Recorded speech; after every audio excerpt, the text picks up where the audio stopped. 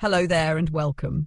Tonight, I invite you to drift with me into the cobbled courtyards and stone-walled corridors of the distant past, where footsteps echo softly against flagstones and the air hums with whispered secrets of a world long faded.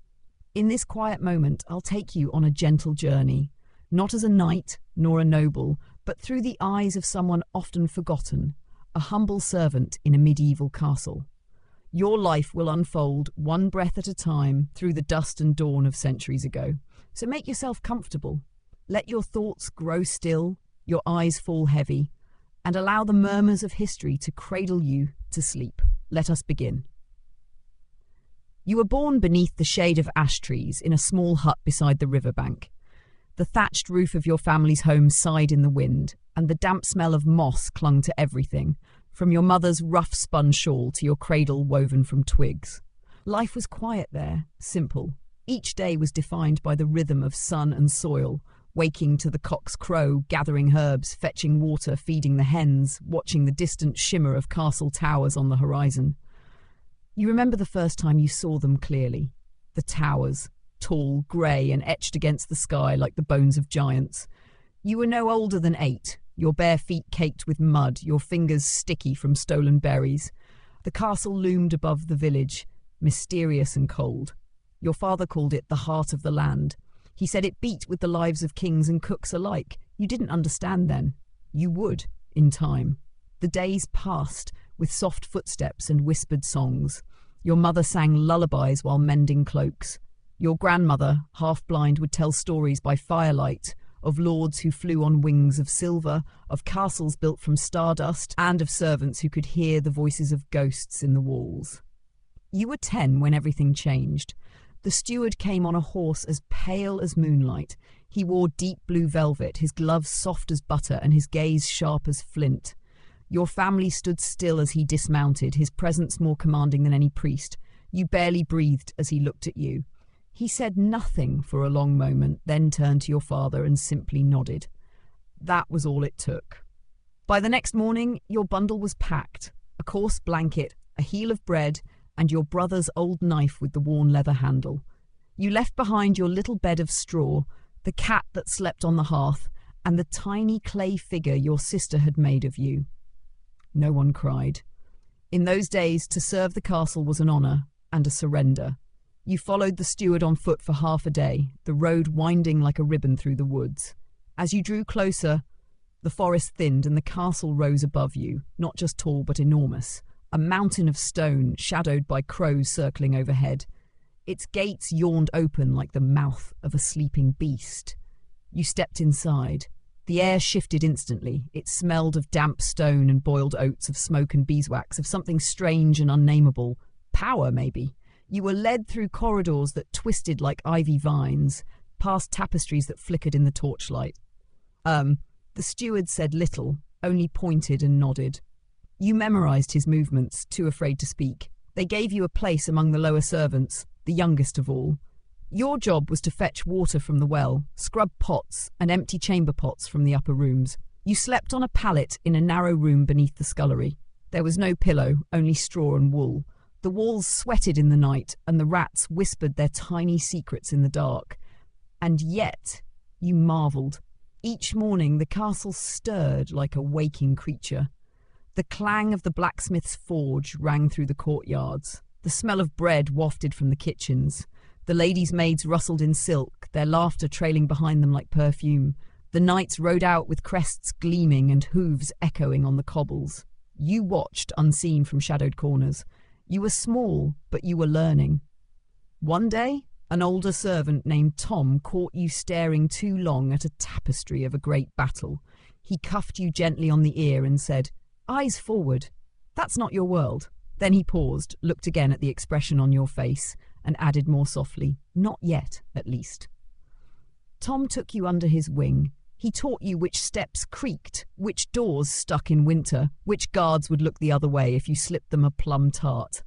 He told you which nobles whispered in the stairwells and which ones you must never, ever meet the eyes of. Most of all, he taught you silence, how to be invisible in plain sight, to serve without being seen, to listen without judgment. By the age of 12, you were given a new task. lighting the torches at dusk. It became a ritual, a kind of sacred dance. One by one, the flames flared to life beneath your fingers, casting long shadows on the stone. As the castle quieted and the nobles retreated to their chambers, you often lingered, staring at the flickering tapestries, wondering about the stories they held.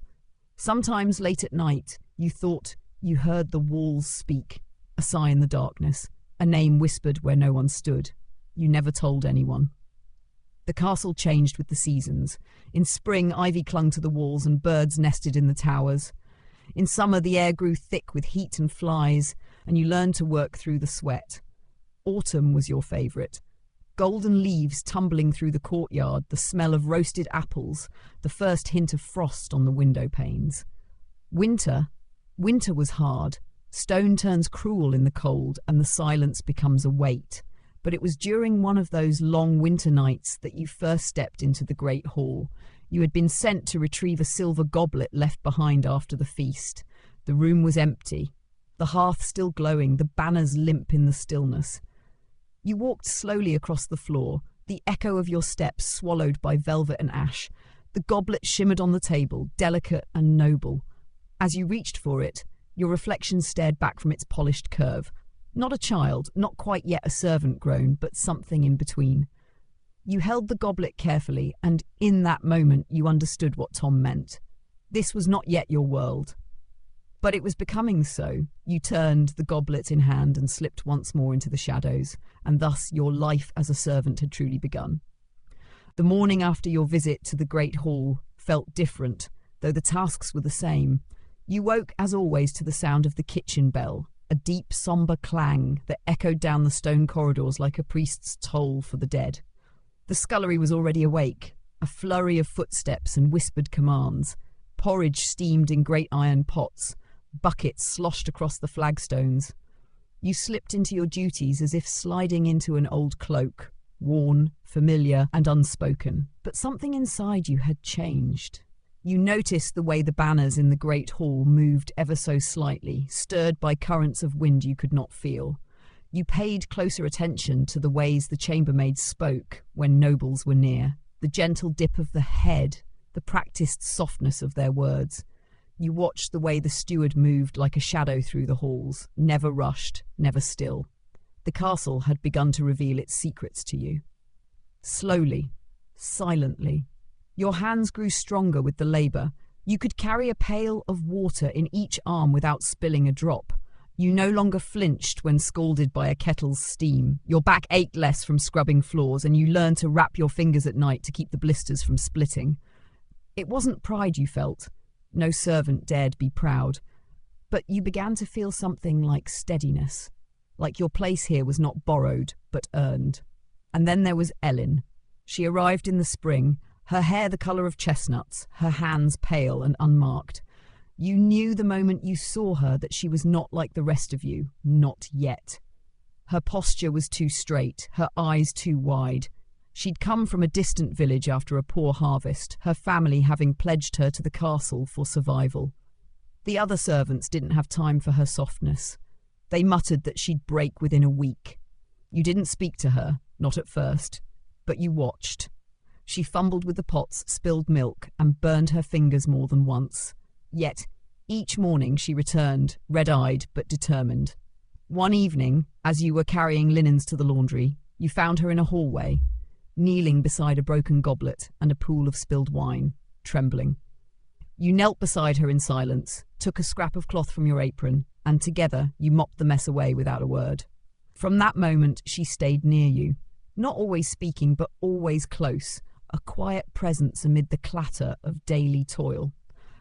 You showed her how to avoid the steward's wrath, which pan to use for oatcakes and which broom bristles didn't leave streaks on the stone. She never thanked you aloud, but sometimes after the others had gone, she would leave you an extra slice of bread or a sprig of rosemary tucked into your folded cloak. And in the hush of those early evenings, when the castle's roar faded into embers, you and Ellen would sometimes sit beside the kitchens, staring at the high windows and the stars beyond. She'd hum under her breath, soft, tuneless notes, and the air between you would fill with a gentle stillness neither of you dared break. Life in the castle rolled on. There were births and deaths, lords came and went, feasts were held to honour victories, and funerals followed on their heels. You carried platters past nobles whose faces you never dared meet. You tended fires in rooms where secrets curled in the smoke. One night, you heard crying behind a heavy door, a noblewoman's voice choked with fear. Another time, you saw a knight in shining armour collapse behind the stables, blood blooming beneath his breastplate. But you said nothing. That was the way of things. Sometimes on festival days you caught glimpses of the world beyond. Minstrels would arrive, and jugglers, and painted mummers who danced through the gates like flames. For a few hours the castle laughed. The servants were allowed to eat the leavings of the feast, and music echoed through every corridor. On one such night, Tom passed you a small cup of cider and nodded toward the torchlit courtyard. "Go on," he said. "Remember what air feels like." You stepped outside and felt it, the spring wind cool against your skin, carrying the scent of blossoms and bread. Lanterns floated on the fountain, and laughter spilled like water across the stone. Ellen found you there, her eyes wide with wonder, a garland of daisies in her hair. You danced just once in the shadows. It was clumsy and quiet, but for that moment you were not servants. You were simply alive. The next morning, the nobles departed for a hunting trip. Their absence changed everything. The halls fell still, the tension unwound like a dropped spool. Even the steward's steps softened. You and Ellen were assigned to the West Wing, to scrub the stone balustrades that overlooked the forest. You worked in silence for a time, the bristles scraping rhythmically across mossy stone. Then she asked quietly, "Do you ever wish to leave?" You paused. The forest below was lush and green, sunlight flickering through its canopy like gold dust. Beyond that, you didn't know. Villages, perhaps. Cities. Sea. "I did," you said eventually. "When I first came, I thought the walls were too high, that they would swallow me whole. And now," you looked at her, the wind in her hair, the sunlight catching the curve of her cheek, "now I think the walls have voices, and I want to hear what they're saying." She smiled at that, a slow, small thing, and went back to scrubbing. That night, something strange happened. You woke to the sound of footsteps in the corridor. Not the heavy tread of guards or the brisk pace of stewards, but soft, uneven steps. You rose from your pallet and opened the door just enough to peer out. A figure in white, small, barefoot, moved toward the chapel at the far end of the hall. You thought it might be a noble child, but there were no children in residence now. You followed, cautious, your breath held tight in your chest. The chapel door creaked open on its own, the figure slipping inside like mist. You hesitated, then stepped through. The room was dark, lit only by moonlight slanting through stained glass. The figure stood before the altar. Not a child you saw now, but a woman in a nightdress, her hair unbound, her face turned away. She knelt, lifted her hands, and vanished, not in a blink, not like a dream, but slowly, like smoke dispersing in water. You stood there, rooted, heart pounding. You waited for explanation, none came. By morning, you told no one. But as the days passed, you began to listen more carefully to the castle. You watched the tapestries ripple with breathless motion. You walked the same halls with slower steps, touching the stones as if they might remember you. The castle was not just walls and servants and nobility. It was something else, something waiting, and you were a part of it now, a thread in its vast ancient tapestry, still being woven, still being watched. The seasons turned once more, and with them came subtle changes in the wind, in the stones beneath your feet, and within yourself. You had grown. Not in height alone, though your limbs were lean and strong now, shaped by years of toil. No, what had changed was quieter, deeper. You had learned to read the moods of the castle, the language it spoke through creaks in the stairwell, through the rhythm of footsteps echoing after midnight, through the scent of wax and rain hanging heavy in the corridors. You were no longer merely part of its staff. You were its witness. And with that knowledge came burdens. There were nights when screams echoed from the tower rooms, cut short too quickly to be dreams. There were mornings when a cloak freshly laundered would be left untouched, though its owner had ridden out just the day before. You never asked questions. You simply folded the cloak again and returned it to the chest at the foot of the bed. That was how things worked. There was a hierarchy among the servants, just as sharp as among the nobles. You were still low, but not at the bottom. New faces arrived often. Thin boys with wide eyes, girls too small to lift a pail, trembling widows with calloused hands. Some stayed, some did not.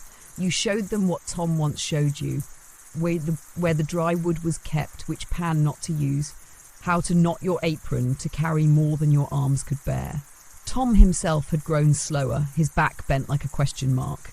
He still worked, though less often, and when he spoke now, it was more in stories than instructions.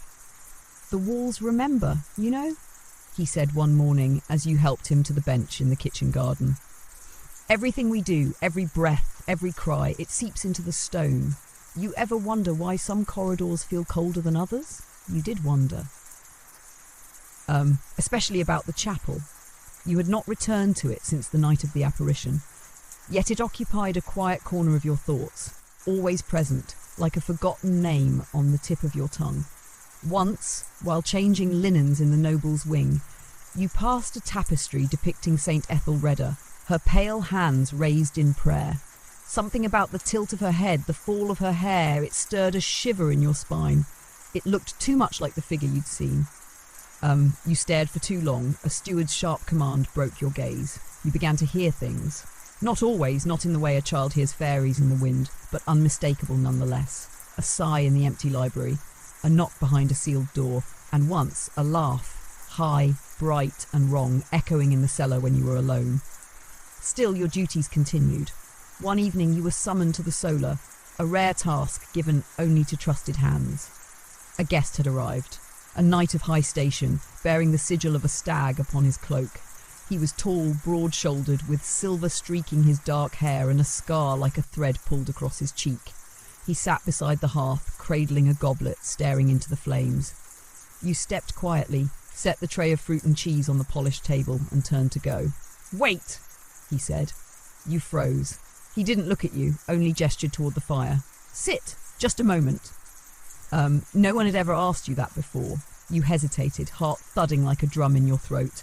Then slowly you obeyed, lowering yourself onto the stone bench against the wall. He was quiet for a long time. Then, without looking, he spoke again. "I fought in the wars to the east, saw cities burn, saw children with no mouths to scream."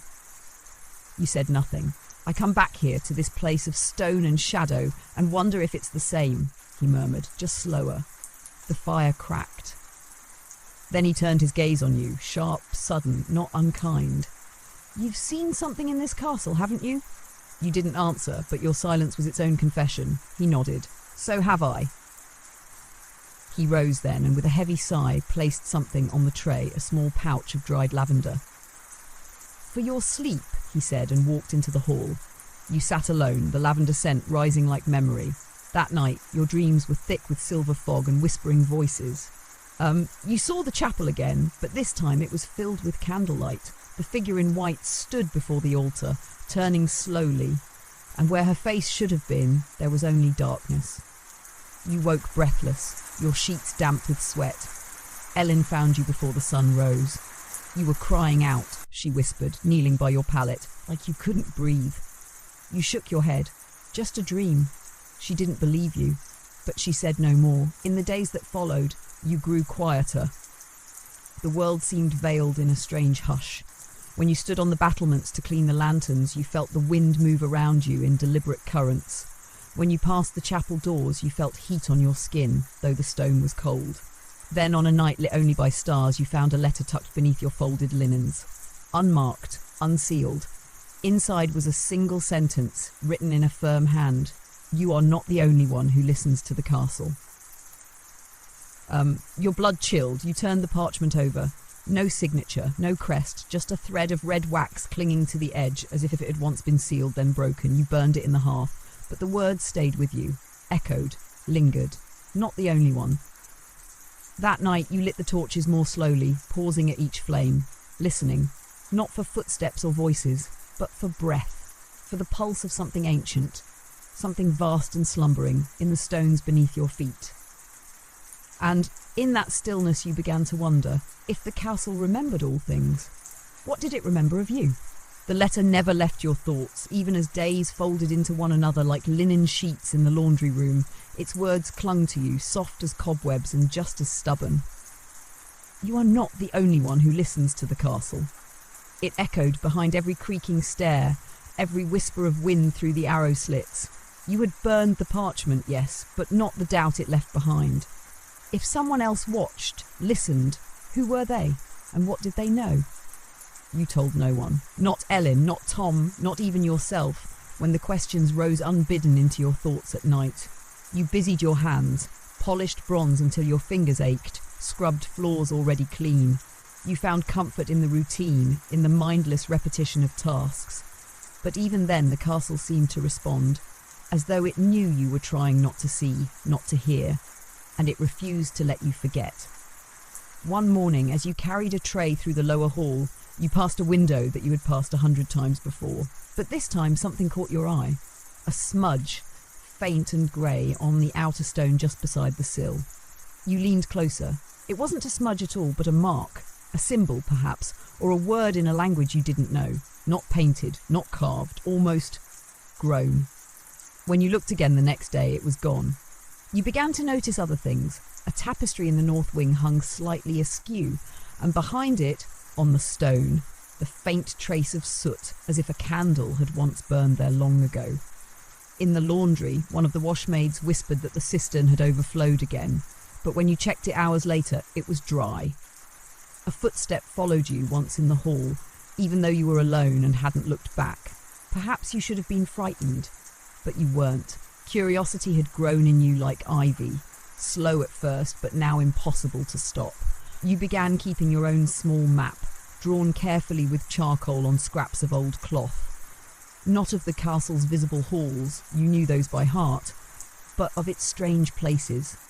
The cold stairwell behind the chapel, the low arch in the pantry that led to nowhere, the door near the southern cellar that always seemed locked, though no keyhole marked it. Tom caught you staring at it once. "Best not to go looking for places that don't want to be found," he muttered, then looked away. But his warning only deepened your resolve. One night after the fires had dimmed and the nobles retired, you lit a single stub of candle and wrapped yourself in a dark cloak borrowed from the laundry. You told no one where you were going. You padded barefoot past the scullery, the pantry, and down into the root cellar, where shadows pooled thick as molasses. The door was there. Silent. Still, you pressed your hand against it. Cold. Much colder than the surrounding stone. Then, without thinking, you whispered aloud, "I'm listening." And something answered. Not in words, but in the deep, resonant feeling that trembled through your bones, like standing near a bell just after it's rung. The door did not open, but it no longer felt locked. You stepped back, heart racing. The candle flickered violently, then went out. You stood there, swallowed in the dark, trying to breathe through the sudden pressure in your chest. Something in that space waited, not watching. No, that was too simple. Remembering. You could feel it thick in the air, memory layered upon memory, like dust upon dust. When you finally returned to your pallet, dawn was already brushing the windows. You told Ellen you had slept poorly. She gave you a worried look, but said nothing. Instead, she tucked a small vial into your hand. A gift from the herbalist, she said. Lavender, mint, chamomile, to soothe the nerves. You thanked her. You didn't say that no herb could ease the feeling that now stirred within you like embers under ash. In the days that followed, your world shifted, not outwardly. You still polished floors, scrubbed pots, fetched water. You still bowed your head when nobles passed and murmured, "Yes, sir," and "Yes, my lady," when commanded. But inside, something had been set in motion. Ellen noticed it first. "You've changed," she said one evening, as the two of you shelled peas by the fire. Her voice was soft, not accusing, merely observant. "You look like someone who's dreaming while wide awake." You shrugged. "Maybe I am." She smiled faintly. "Just don't let the dream swallow you." You wanted to ask her if she had ever heard voices in the stone or seen figures that vanished like smoke, but something stopped you. The words felt too fragile, too sacred to speak aloud. Instead, you shared with her something else. That night, beneath the moon's pale eye, you took her to the west wing, to the balustrade where the forest stretched below like a sea of shadow. You pointed out the glint of the river, the ruins far off in the distance where wildflowers grew thick among the crumbled stone. She watched, silent. Then she turned to you. Sometimes she whispered, "I think the castle is alive." You met her gaze. "It is." She nodded, as if she'd known all along, and for the first time you felt less alone.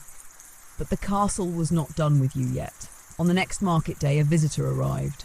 A woman, cloaked in grey, riding a piebald mare. She bore no crest, carried no entourage, but the guards let her through without question. You watched from behind a curtain as she entered.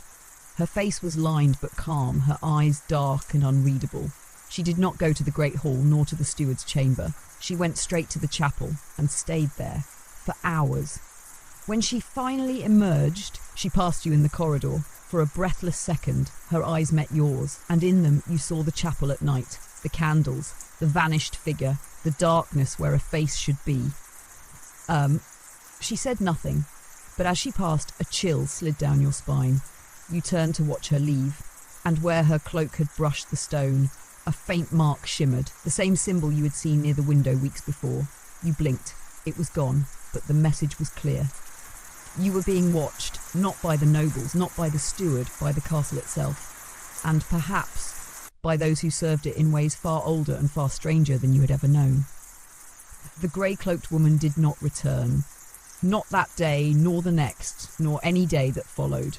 Her visit passed without mention from the steward or the guards, as though it had never happened. No one spoke of her, no inquiries were made, yet you felt her presence linger in the air, a phantom weight pressing gently on the silence. Something had been stirred. You began to see the castle differently after that, not simply as stone and shadow, but as a vast living thing, each corridor a rib, each stairwell a vein, and at its heart, something pulsing, something ancient. You felt it when you walked through the lower passages in the early morning, your footsteps the only sound. You felt it in the way the wind curled beneath doors, in the scent of damp earth that never quite left the corners of the cellar. The castle was watching, listening, breathing. You listened too. Every night before sleep you returned to your hidden map. With quiet hands, you marked new things, a draft that rose from a floorboard in the armoury, the echo that never returned from one particular corner of the upper hall, the spot in the laundry where lavender wilted faster than anywhere else. The marks multiplied, a web of mystery spun across cloth and charcoal. Ellen watched you one evening as you worked. "You're making a chart of ghosts," she said, a teasing smile on her lips. You looked up, met her eyes. "Maybe I am." She didn't laugh. Instead, she leaned closer and pointed to a mark near the chapel. "I've heard weeping there," she said, her voice barely more than breath. "Only at dawn. I thought it was my imagination." You didn't tell her that you'd heard it too. And sometimes you had wept with it, not for fear, but for something you didn't yet understand. One evening, a new servant arrived. He was older than most newcomers, with deep-set eyes and quiet hands. His name was Hal. He spoke little, kept to himself, and moved with the kind of caution that came from knowing too much. You watched him. You had learned how to read the silent ones. Hal was not afraid of the castle, but he respected it as one respects a wild animal or a sleeping god. Once in passing you asked him where he had come from. He looked at you for a long time, then said, "Another place like this, long gone." That was all, but something in his tone made your skin prickle. He knew the castle was alive, and that it remembered. That same week Tom fell ill. It came quickly, a rattle in his lungs, a fever that burned like forge fire.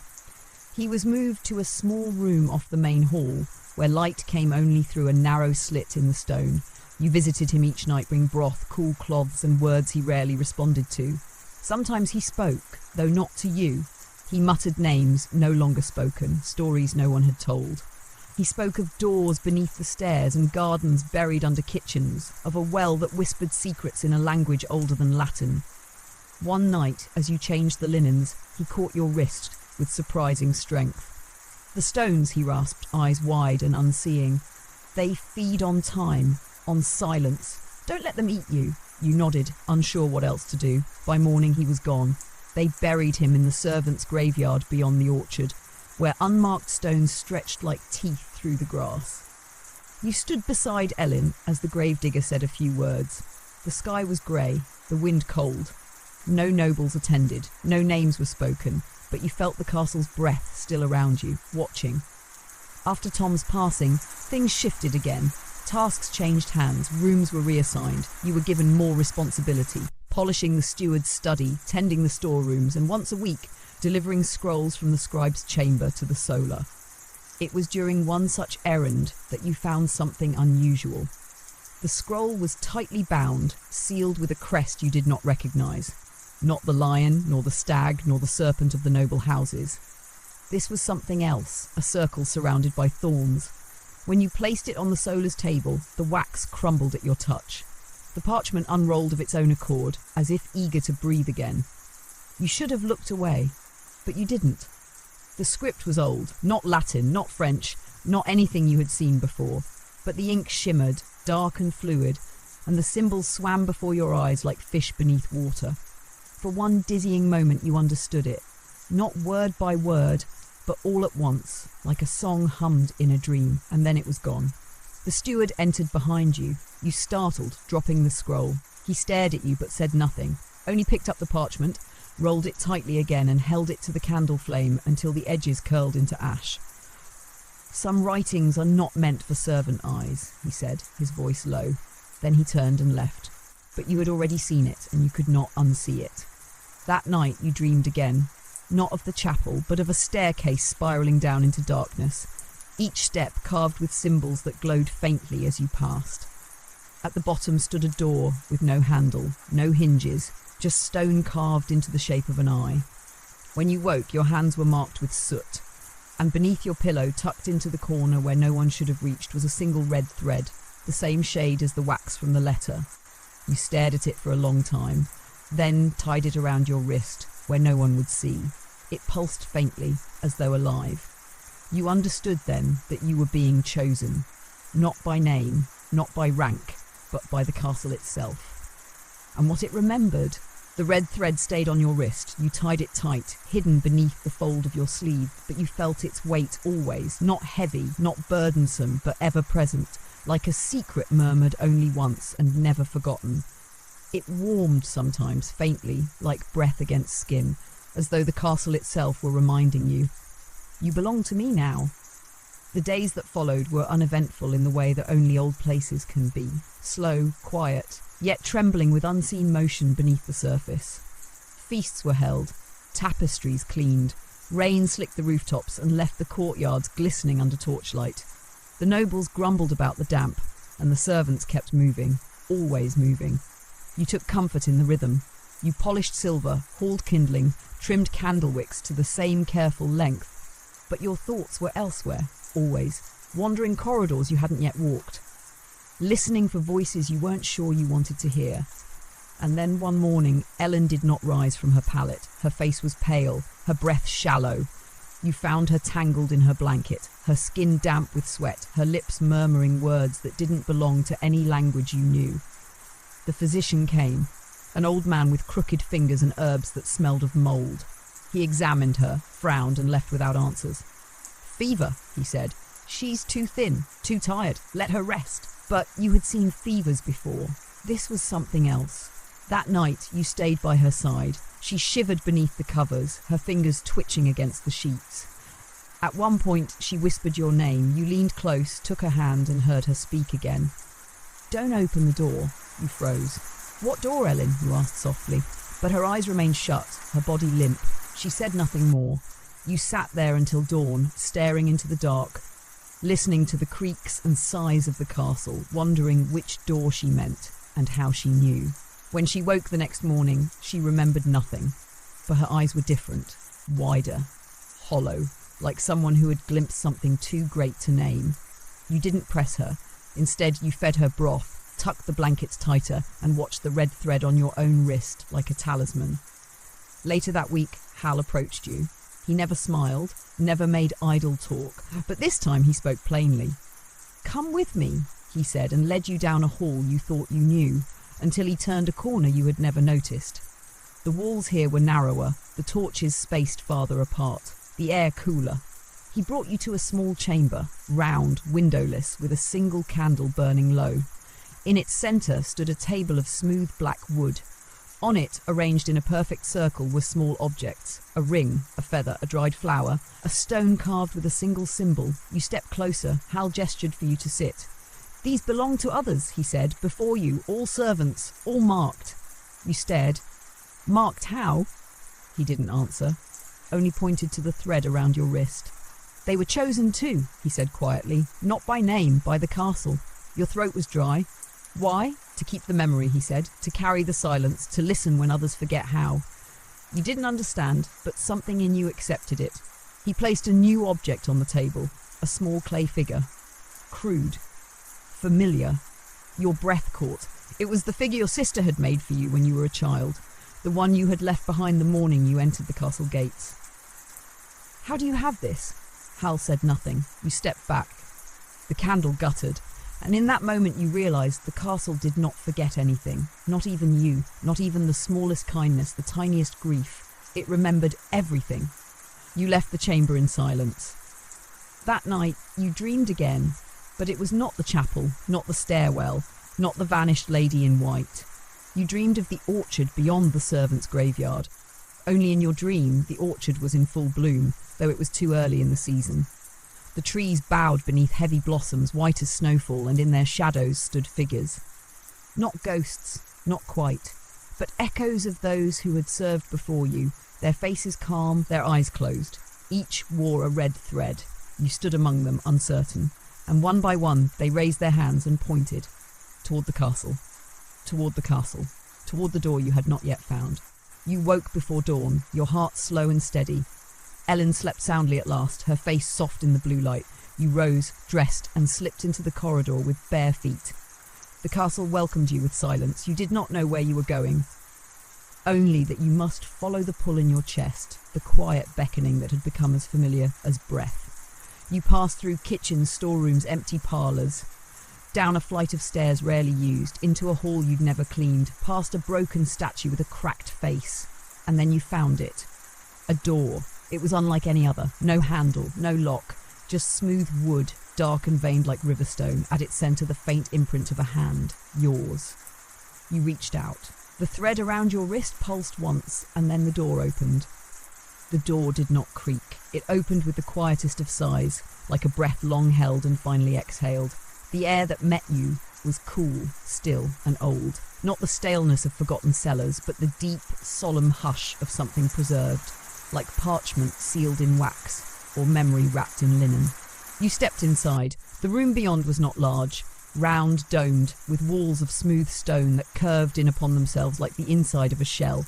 No torches burned, yet it was not dark. A pale, silvery glow lit the space, coming from nowhere and everywhere at once. At the centre of the chamber stood a basin, low, wide, carved from obsidian or something darker. It shimmered, though there was no water within.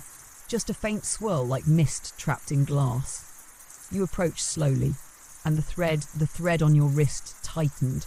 It wasn't painful, more like a reminder, a tug on your sleeve from an invisible hand.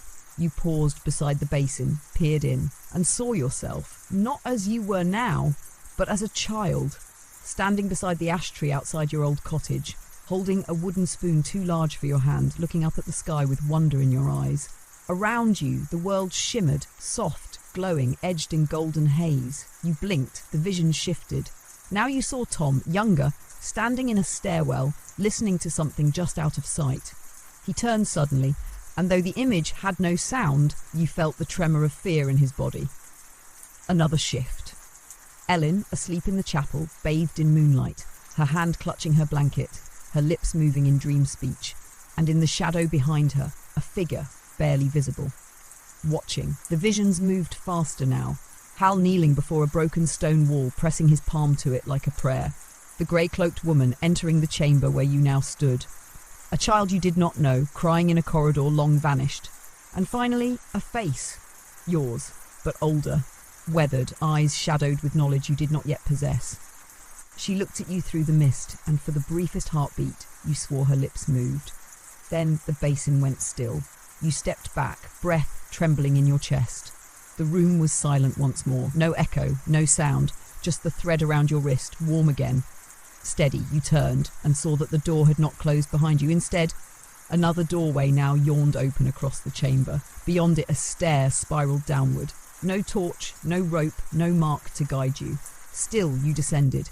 The air cooled further with each step. Your bare feet touched stone slick with moisture. Somewhere in the depths, you thought you heard a sound. Not voice, not wind, but something between. A song without words. A memory humming through the marrow of the castle itself. The stair ended in a small alcove, and there, waiting on a pedestal of pale marble, was a book. It was bound in leather dark as night, the edges worn smooth by hands long gone. No title graced its cover, no clasp held it shut. Yet it pulsed faintly, like a heartbeat. You hesitated, then opened it. The pages were blank at first, then slowly, as though ink seeped through from some hidden well beneath the page, words began to appear. Not in the old tongue, not in the strange symbols of the scroll, but in plain language, yours. The first line read, "You are the next keeper." You stared unblinking as more words flowed onto the page. You are the one who listens, who remembers. The castle has chosen you, as it chose those before. You are its voice now, its vessel, its memory. Your hands trembled. You turned the page. There, in a script only slightly different, were entries. Dozens. Hundreds, dates, names, events, secrets, some you recognised. The feast where the noble fell ill and never rose again. The knight a guard vanished during his watch on the battlements. The servant who stepped through the wrong door and returned with white hair and empty eyes. And some, many, you had never heard of. Whispers of tunnels beneath the orchard. A bell that rings only for the dying. A child born within the walls, never seen again. Each entry written by a different hand, and each signed only with a symbol. You closed the book gently. You understood now why the castle had called to you, why it had sent dreams, why it had pressed its memory into your bones like frost into stone. You were the next link in an ancient chain, not to guard the castle, not to rule it, but to remember it, and to ensure it would not be forgotten. You climbed the stair again, slower now, the book held tight against your chest. The chamber was quiet when you emerged, the basin still, the glow dimmed. The door behind you closed softly, not as a warning, but as a promise. When you stepped back into the corridor, it was morning. Sunlight streamed through the high windows. The world above had continued as if nothing had changed. But everything had. You returned to your duties. You fetched the water. You folded the linen. You spoke with Ellen and Hal and the others. You wore your cloak. You bowed your head. But beneath your breath, you whispered what you knew. You watched the walls, and you listened because now the castle remembered through you. The days that followed felt like waking dreams. Everything was as it had been, on the surface. The rhythm of chores continued. Fires needed tending, meals required preparing, floors still waited for hands to scrub them clean. You moved among the others with quiet familiarity, answering calls, carrying jugs, whispering thanks and greetings when required.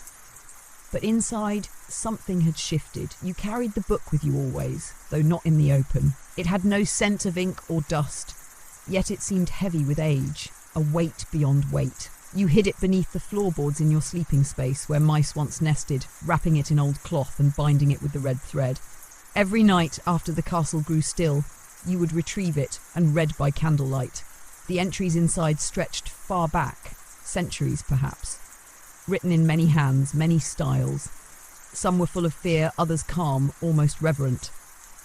One described a child who walked through fire and returned unburned.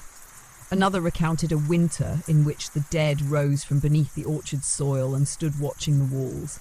Another, far older, was a single line only. Do not feed the thing in the stairwell. You never read more than a few pages at a time. It wasn't that you didn't want to, it was that you couldn't. The words lingered long after the book was closed. They echoed in your thoughts, in your dreams. You woke some mornings with those forgotten names still on your tongue, with places in the castle sketched perfectly in your mind that you'd never seen with waking eyes. And always, when you returned to the book, there was more. New entries appeared as if the castle itself continued to whisper, writing through you even as you slept. One night, as you turned a familiar page, you saw your own name, written in careful script, in a style not yours, not Hal's, not any you recognised. It said only, the child listens, the thread holds, the keeper walks between breath and stone. You stared at the words long into the night, your candle burning low. You did not remember writing it, but you knew it was true. The next morning, Ellen rose early. She looked better, stronger, though the hollow space in her eyes had not yet gone. As you walked together to the scullery, she glanced at you and asked softly, "Do you hear them still?" You looked over. "The voices?" She nodded. "The dreams, the ones that stay." You hesitated. Then, yes. She was quiet for a time. Then she said, "I dreamt of a tree growing in the chapel, with roots that reached all the way down beneath the castle into the bones of the earth." You felt something tighten in your chest. She looked up. "I think they're waking." You didn't ask who they were. You already knew. That evening, Hal brought you a small object, a carved token, round with a hole in the centre. Around its edge were worn symbols, some of which matched those in the book. "For the door," he said. "What door?" He didn't answer, only nodded once, then left the token in your hand for a long time. It was smooth and cool, as if it had never been touched by fire or sunlight. Later that week, you began seeing them. Figures, not ghosts exactly, not flesh either. They flickered at the edge of vision. At first, you thought it was wariness, but then Ellen saw one too. She was in the courtyard garden washing herbs when she suddenly froze. Her basket fell. You rushed over. She didn't speak, just pointed. Across the far wall stood a woman in a long grey gown, eyes closed, hair unbound, not breathing, not blinking. You stepped forward, but in the time it took you to cross the stones, she was gone. No sound, no trace, just the faint scent of crushed thyme in the air. Ellen whispered. She was humming. The appearances grew more frequent. A boy in a red cap standing in the North Tower stairwell, a man with no face sitting at the edge of the well, an old woman sweeping the hall with no broom in her hand. None spoke, none stayed long, but their presence was undeniable, and each time they came the castle grew quieter. Not emptier, but quieter, as though listening more closely. Watching. You began writing your own entries in the book now, not every day, only when it felt necessary. "The garden eyes have opened!" The grey-cloaked woman returns at dusk. She leaves no footprints. Ellen hears roots growing beneath her bed. The act of writing changed things, made them more real, more bound. The book accepted the words, ink soaking instantly, the pages warming beneath your hand as if grateful. One night after writing, you left the book beneath the floor and went walking. The moon was full, the castle bathed in blue light. You wandered the corridors slowly, feeling each footstep settle into the stones. You passed closed doors and whispered thanks to them. You touched the wall where Tom once pressed his ear. You paused in the chapel and listened for the weeping. None came. Then, in the corridor beyond the solar, you saw the door. It had never been there before. No handle, no hinges, just stone, smooth, grey, silent. But as you stepped closer, you saw the indent, the shape of the token in your pocket. Your fingers trembled as you took it out. It fit perfectly. The door did not open, but the stone moved, melted almost into itself, folding like cloth, until a narrow passage revealed itself, descending into darkness. You stood there, one hand on the wall. You knew you would go, but not yet. The castle was not finished showing you the surface, and you, its keeper now, had more to learn before stepping into its heart. You did not go through the door that night. Instead, you stood at its threshold, feeling the cold breath of the passage winding downward, not air, but something like it. The scent it carried was unfamiliar. Not rot, not damp, it was older than either. It smelled like stone that remembered water, like dust that had never seen sunlight. You placed your hand against the wall beside the entrance. It pulsed faintly, like the book, the same quiet rhythm, the same low hum. "Not yet," it seemed to say, so you turned away. The door melted closed behind you, as if it had never been there, and yet it remained in your thoughts, carved now into your sleep. Each night, your dreams took on a new shape, not stories or faces, but symbols, spirals within spirals, doors within doors, keys made of bone and song. Once, you saw a circle etched into a frozen lake and heard voices beneath the ice calling names that did not belong to this time. You began to understand. The castle was not merely made of stone and memory. It was layered, reality upon reality, each resting like a veil atop the next. And slowly, you were being taught to lift them, one at a time. Ellen grew quieter. She still performed her duties, still smiled faintly when the sun shone through the chapel windows, still hummed beneath her breath as she worked. But there was something distant in her eyes now, like she was watching something just beyond the world you shared. One morning, as you both kneaded dough in the kitchen, she said, "They spoke to me." You paused. "Who?" She didn't look up. "The Roots." You said nothing. "They know you?" she continued, her hands moving rhythmically through the flour. "They say your name in the dark." You turned back to your work. The others bustled around you, servants chattering, cooks shouting, pots clanging, but it all sounded far away. That night, you sat beside her pallet. "Do you want to leave?" you asked gently. She shook her head, eyes half-lidded. "No, I want to see." "See what?" She didn't answer, only smiled and slept. The days turned colder. Autumn settled over the castle like a shroud of amber and ash. Leaves blew through the open courtyards, gathering in corners, whispering against stone.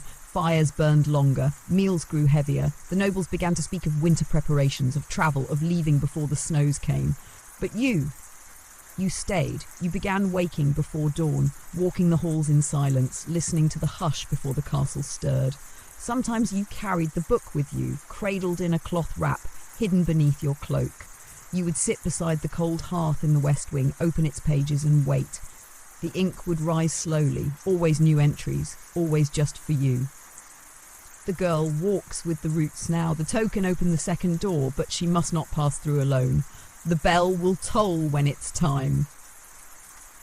Each message more direct, each one preparing you. Then came the snow. It fell heavy one night, coating the rooftops in silence. The castle walls glowed blue in the moonlight, and the courtyards became oceans of frost. The nobles did not leave. Their departure was delayed, one reason or another. Some illness among the horses, a noble child with a fever, a snowdrift too deep. But you knew the truth. The castle wanted them to stay, and it wanted you to descend. You waited 3 days. On the 4th, the bell rang. Not the chapel bell, not the gate bell. This one came from below, deep, low, one single toll. You rose from your bed before anyone else stirred. You dressed simply. A dark cloak, soft shoes, the red thread still tied firm around your wrist. You did not take a lantern. You did not carry a blade, only the book. You walked the familiar corridors. You passed the sleeping kitchens, the frost-laced windows. The chapel door cracked open just an inch.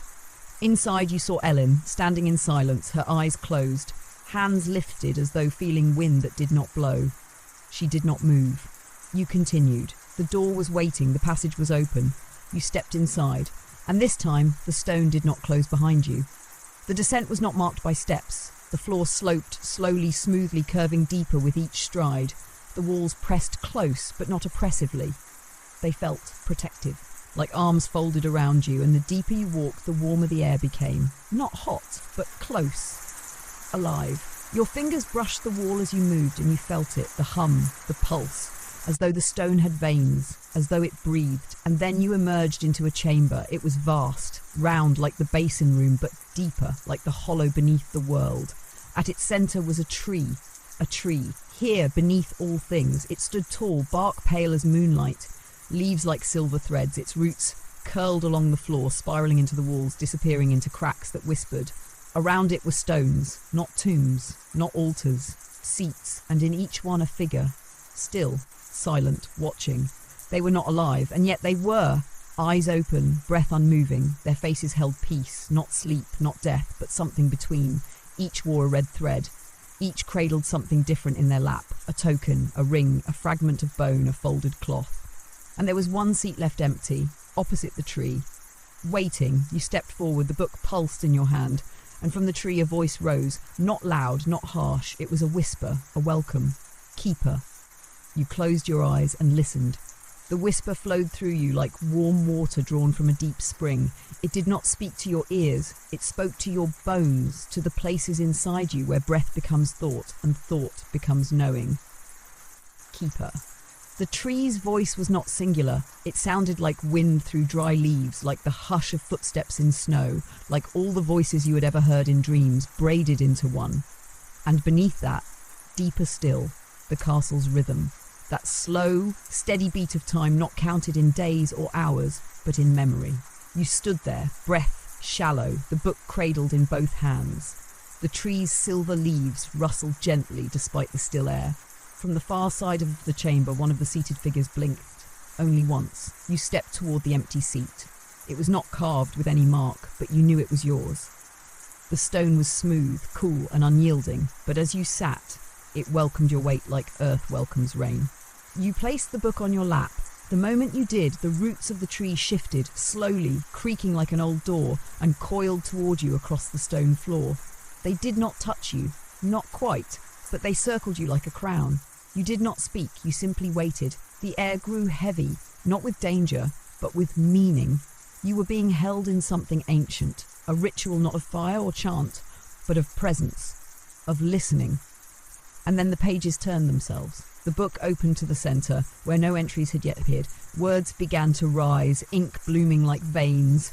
Here begins the passage of the 10th Keeper. You did not write those words, but they belonged to you. Beneath them, your hand moved without thought. Guided. I have seen the grey door. I have heard the deep bell. I have walked the spiral beneath the chapel and found the root beneath all roots. I have become the memory. The ink dried instantly. Another whisper rose from the tree. Do you consent? Not a demand, not even a request, an offering. You bowed your head. Yes. A wind stirred. There should not have been wind this deep, but it came, cool and sharp, scented with rain and wood smoke, with candle wax and old parchment, with thyme and ash and the smallest trace of lavender. It filled your lungs, it touched your skin. It curled into the red thread around your wrist, which now glowed faintly, pulsing in time with the rhythm beneath the stone. When it passed, you were changed, not outwardly. You were still clothed in servant's garb. Your hands still bore the marks of labour, your shoulders still bore the years of silent work. But inwardly, something had anchored, rooted. You were no longer simply a part of the castle, you were the castle. Not its master, not its owner, its vessel, its voice. You rose from the seat. The figures around the tree did not move, but their presence shifted. A breath passed through the room, not yours, not theirs. Something older, a sigh of approval. The tree's leaves trembled again. The cycle continues. You turned and walked from the chamber, the book pressed close against your chest. The path behind you remained open, the stone now warm beneath your feet, as though lit from within. You emerged into the corridor, just as the castle stirred for the day. Distantly, the chapel bell rang. Dawnlight filtered through narrow windows. You passed other servants without a word, and they, as always, barely noticed you. Yet some glanced your way uncertain, as though sensing something had shifted. Ellen stood outside the chapel door, a basin of water in her hands. She looked at you, long, and smiled. I heard the tree, she whispered. You nodded. Later that day, the steward called you to his chambers. You had never spoken with him in private before. He sat at a heavy oaken desk, a fire crackling low behind him.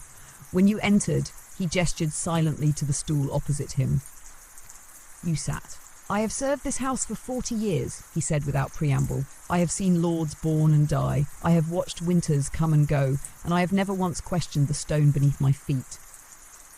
He looked at you now, eyes keen. But I see the way the walls answer you. You didn't reply. He leaned back. Some of us are chosen to manage, others to remember. You're not mine to command anymore. Then, with the first and only sign of reverence you had ever seen from him, he inclined his head, just slightly. You rose and left without a word. That night, you returned to the secret chamber beneath the chapel.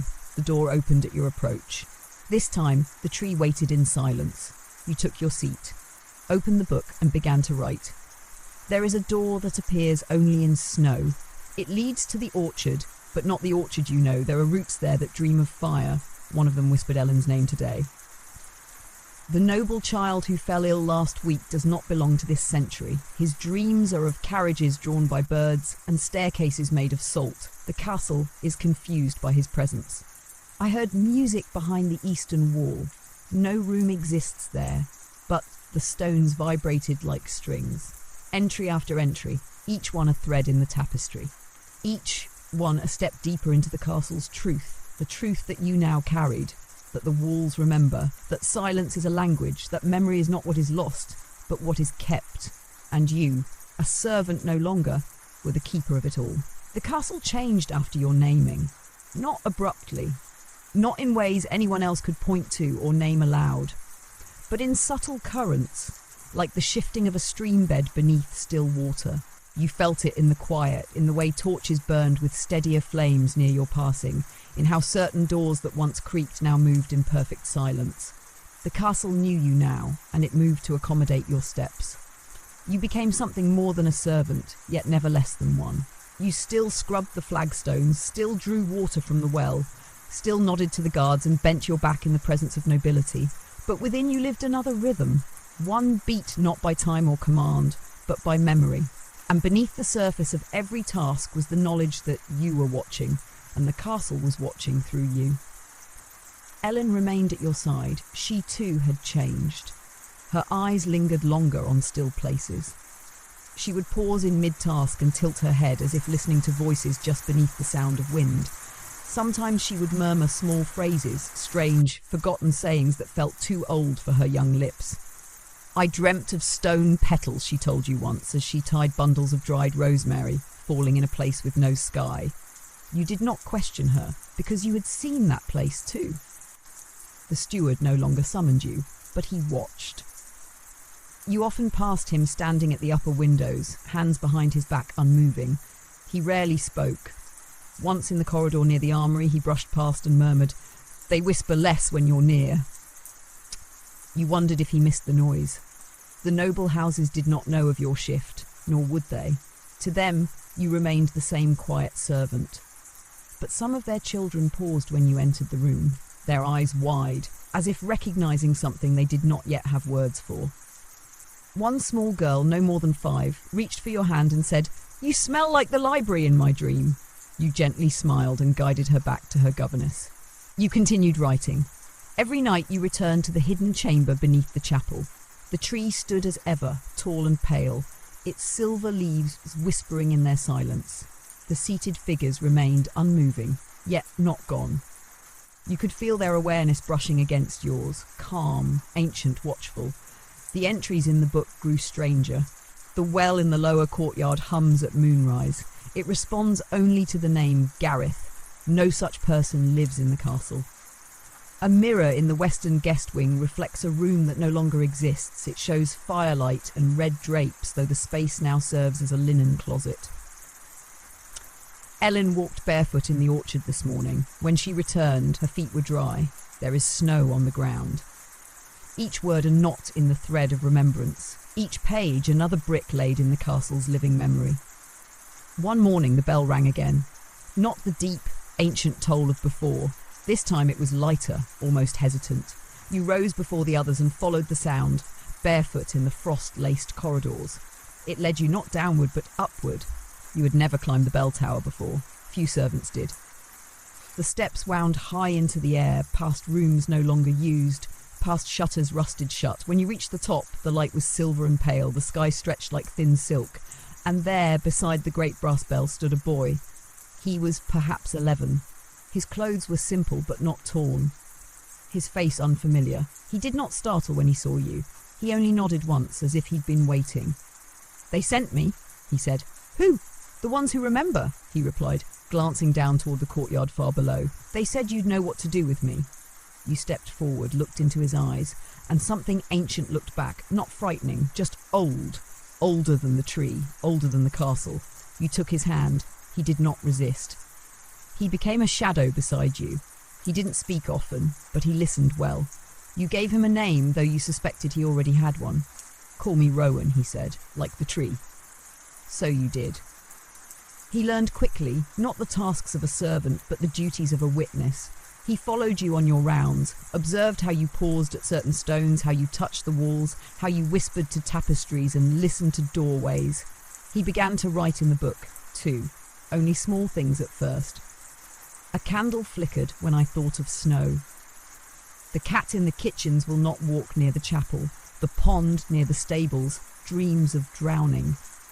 The castle accepted his words, the ink held, the thread on his wrist, for one day without being shown he tied one, glowed softly as he wrote. You watched him, and you knew the next keeper had already begun to awaken. Ellen smiled more now. She laughed sometimes, not often and never loud, but it echoed sweetly in the quiet halls. She no longer walked with hesitation, but with knowing, once she joined you in the keeper's chamber. The tree did not move, but the leaves fell around her in silence, and she looked up at them and said, "I remember falling like that once, in another life." The seated figures did not stir, but you felt something like welcome rise in the room. Ellen never asked to write in the book. She didn't need to.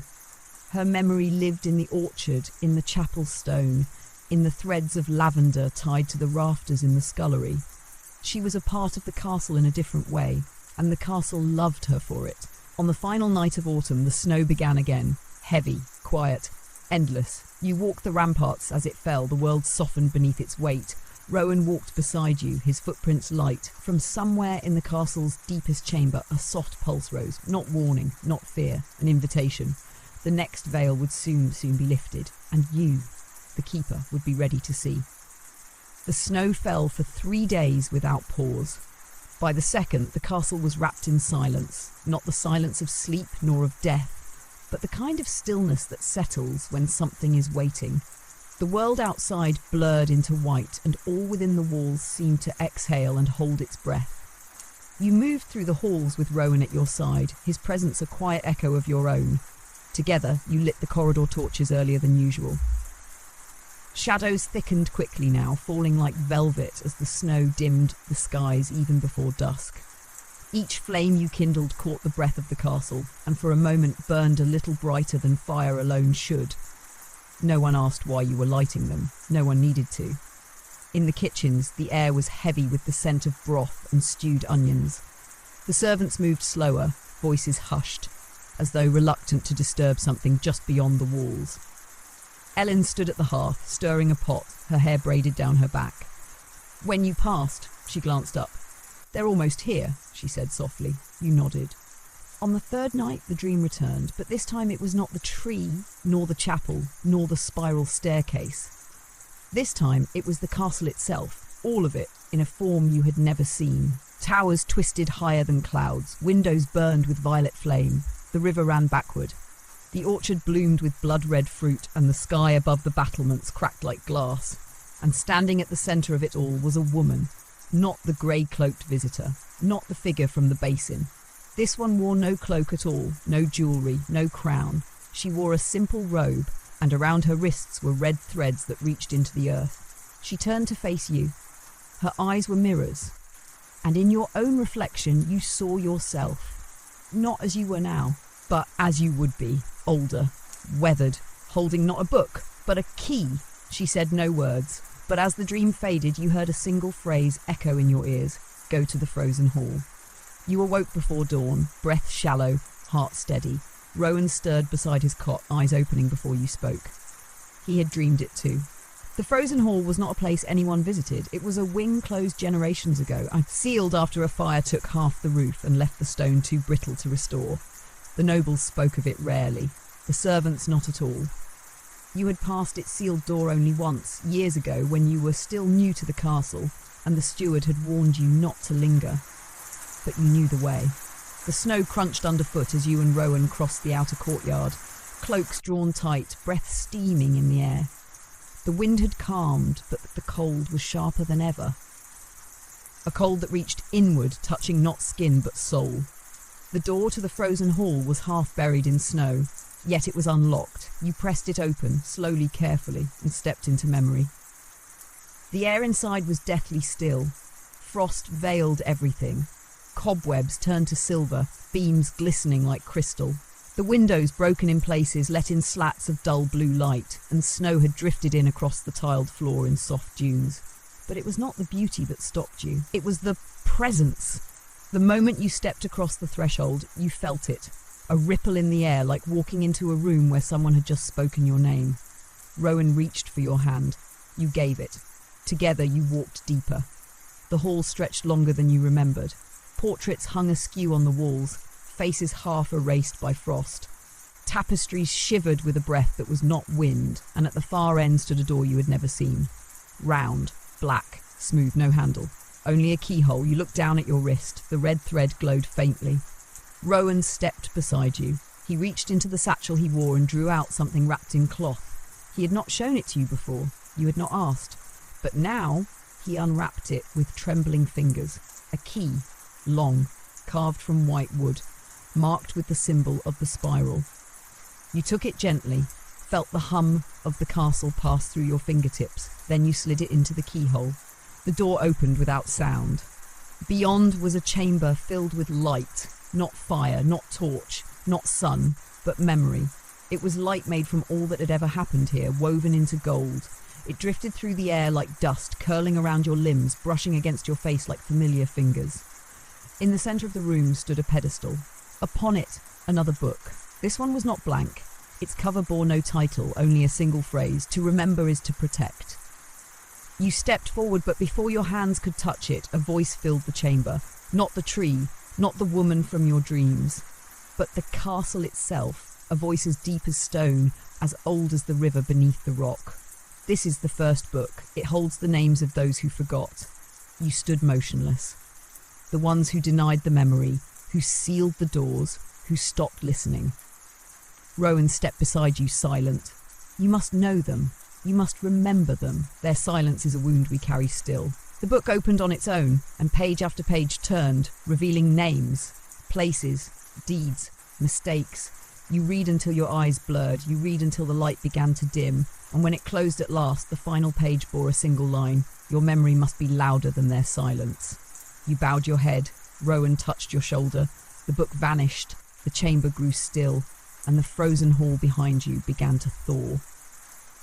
By the time you returned to the central corridors, snow was melting on the window panes. The orchard was quiet. The bells had stopped ringing, but the castle whispered once more, not in pain, in relief. The silence had been broken, and the keeper had remembered. The thaw crept through the castle like a sigh. It didn't rush, it didn't shout. It arrived in murmurs, water dripping from eaves, frost weeping from windows, warmth returning to stones that had forgotten the sun. The great hearths were lit again, their fires no longer just for comfort but for renewal. And the air, once heavy with waiting, now stirred with quiet gratitude. But with thawing comes revelation, and memory, once stirred, does not go quietly back to sleep. In the days after the frozen hall opened, the castle seemed to lean in around you. Its breath touched your shoulder when no one else was near. Its presence pressed softly at your back as you walked. Not threatening, never that, but expectant. You understood. You had remembered for it, and now it would remember through you. The first book had vanished, but its weight remained inside you. The names it carried, the ones who chose silence, who turned from the echoes, who walked the halls with ears closed and hearts locked. They now rested with you, not in anger, not in punishment, but in sorrow, because the castle mourned every forgotten soul. Rowan changed too. The boy who had once watched with wide, uncertain eyes now moved with confidence through even the oldest wings of the keep. You found him speaking to doors you had not yet opened, leaving offerings of dried fruit on windowsills, whispering to the wind as it curled through broken arches. One evening, as the light turned amber across the stone floors, he found you near the old bell tower. "They're starting to speak again," he said. You nodded. "I think some of them were children," he continued, "the ones in the walls." You looked at him. "What do they say?" He paused, thoughtful. "That it's time to dig." You didn't ask where. You already knew. Beneath the orchard, past the graves of the nameless and the roots of trees older than any map, there was a place. It was never marked on parchment, never spoken of in ledgers or prayers. But the castle remembered. You followed the pull of it beneath your feet, beneath your breath. The soft weight of the memory called you, as it once had to Tom and to those before him. You brought nothing with you except a small spade, the red thread still firm on your wrist, and the silence that now clung to Rowan like a second skin. You dug in silence. The earth here was not hard, though it had never been turned. It wanted to open. With each scoop, a breath seemed to release from the soil, soft exhales of dust and something older than dust. And then, after hours, maybe more, time slipped easily in such places. You struck something solid, not wood, stone. You cleared it gently. A slab carved with runes worn smooth by the dreaming earth. At its centre, a symbol you had never seen in waking life, but knew all the same. A circle split by a single line, like a closed eye beginning to open. Rowan pressed his hand to it. The stone warmed, and the slab moved.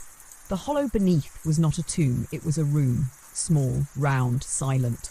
Its walls curved inward like the first chamber of the tree, but older, less refined, shaped by hand, not by craft. At its centre was no pedestal, no book, only bones arranged in a spiral.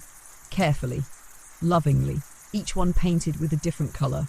White, red, gold, ashen grey, a rib marked with starlight, a femur that shimmered faintly, a skull resting atop the coil, smooth and intact, its eye sockets filled with dried petals. You knelt. The silence here was not absence. It was presence, so complete it had no need to speak. Rowan did not enter. He stood at the threshold, head bowed. You reached forward, touched the bones. They did not crumble. Instead they sang. Not aloud, but in your fingers, your skin, your blood. A song of ages, of doors opened and shut, of voices kept alive, of threads tied, broken, mended again. You bowed your head and whispered, "I remember you."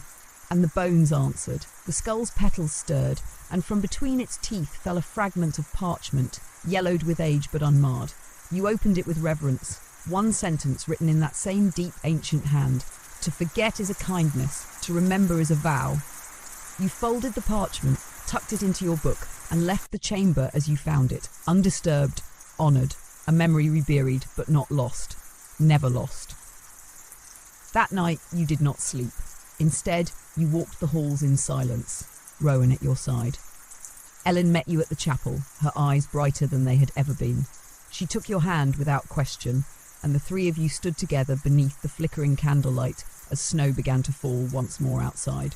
It would not settle this time. It was not the snow of silence, it was the snow of remembrance, each flake a name, each drift a page, and the castle breathing slowly around you, whispered in its ancient tongue, "I am whole again." You stood in stillness, the keeper, the witness, the thread, and all around you, the quiet hum of a memory that would never be broken again. Winter faded slowly, but it left something behind. Not just the softened ground or the thawed air that drifted through the open windows, not only the clearer skies or the mist that rose at dawn. What remained was quieter, less seen, a feeling woven into the stone and breath of the castle, as if the place itself had settled deeper into its skin. It was not peace, exactly. It was something older, understanding. You felt it most in the early mornings, just before the bells rang. In that space between dream and waking, when the frost still laced the courtyard stones and the wind wandered like a ghost through the narrow halls, you would walk alone then, book in hand, fingertips grazing the cold walls, listening for the murmurs beneath the surface of sound. Sometimes they sang. The spiral chamber beneath the orchard remained closed. You returned once, only once, just to kneel beside it and press your palm to the soil. It was still warm. Rowan came to you the next day, holding a stone carved with the split circle, the symbol from the buried bones. He found it in the stable rafters, tucked into a nest of hay where no bird had nested. "They're moving," he said. You nodded. "The ones who watched before us." He looked thoughtful. "Do they remember us the same way we remember them?" "I don't think they remember in the same direction." He smiled at that. The kind of smile children wear when they know they've been let in on something sacred. Ellen had changed again. Her presence had deepened, like the roots of an old tree. She still helped in the kitchens, still whispered small songs to the herbs she gathered from the garden, but her footsteps now left warmth in their wake.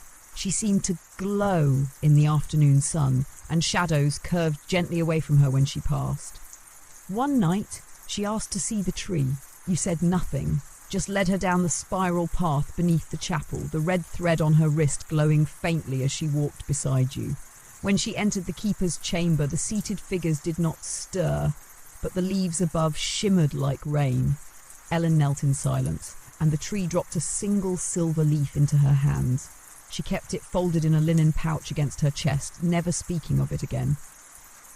She didn't need to. That spring, the castle awoke. Not in the way of noise or rush or sudden joy. No, the awakening was slower, a deep breath drawn by something slumbering too long. The walls grew warmer, the birds returned, and the dreams became more vivid. You began to see faces, not unfamiliar but not known, like distant relatives in old paintings. Some smiled, some wept, some simply watched you through the veil of sleep. Their voices came in fragments. You walk where we could not. The gate still breathes. The child must not go alone. You wrote every word in the book, page after page filled now, a symphony of memory, bound not just by ink, but by feeling. There were days when the book opened itself, offering an entry you did not recall writing. Once, it showed you a page with no words at all, only a smudge of ash and a single red thread pressed between its leaves. You did not remove it. Some memories need not be read aloud. One morning a guest arrived, not a noble, not a merchant, not even a traveller in the usual sense. She came cloaked in blue, her hair braided with beads of copper and tiny bones. Her horse bore no crest, her boots bore no mud. She smelled of distant mountains and storms that had never passed over these skies. The guards let her through without question. The steward met her at the gate and she handed him a folded note. No words were exchanged. That evening, the note found its way to you. It bore your name in a script not known in any land nearby. Inside, 2 sentences. I have come to speak to the memory. I will wait where the first fire was lit. You knew where she meant. At midnight, you followed the old path. Beyond the kitchens, past the cellar steps, through a narrow hall walled with soot-darkened stone, to the room no one entered anymore.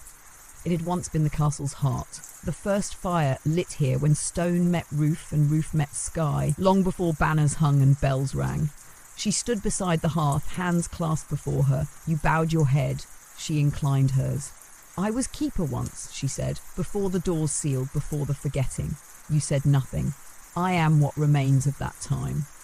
You felt the truth in her voice, heavy, like riverbed stone.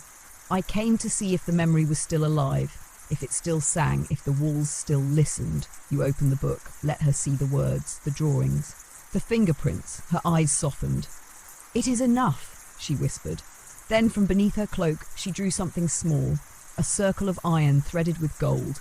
Its surface bore no mark, but when she placed it in your palm, you felt the castle breathe. This is for the day when the dream becomes too loud, she said, when the voices do not wait to be heard. She turned then, and left without another word. You never saw her again, but the ring she gave you glowed faintly when you pressed it against the book's spine.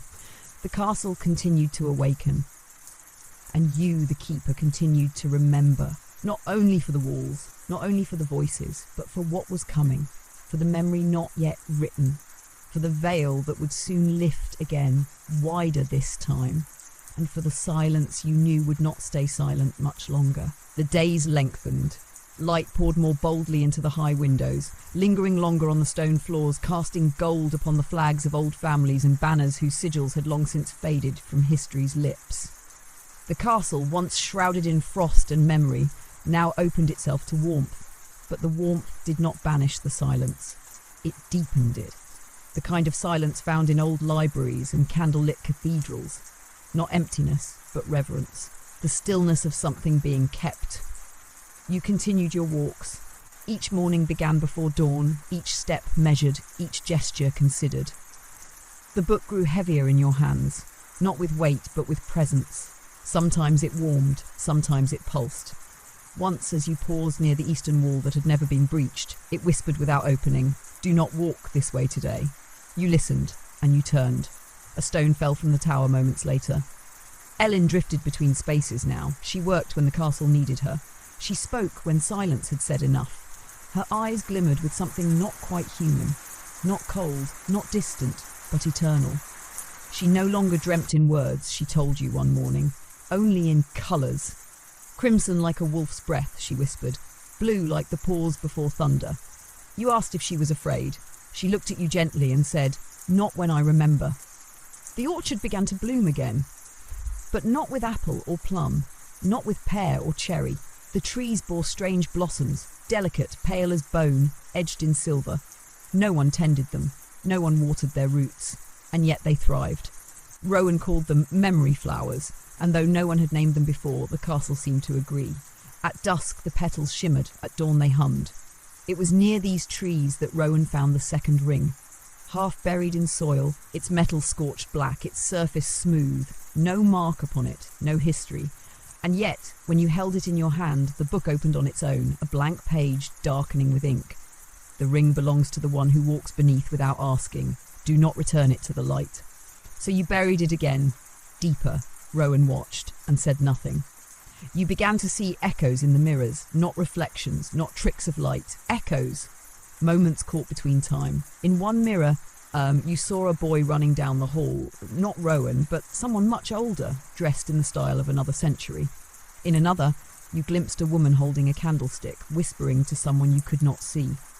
In the silvered pane of the old wardrobe, you saw yourself, older as you had in the basin, with eyes dimmed by grief and a page torn from the book, clenched in one hand. You did not flinch, you simply nodded, and the mirror cleared. One evening, as the rain fell soft on the rooftops, the book revealed a new passage. This one was not written in your hand, nor Rowan's, nor any of the older keepers you'd come to know.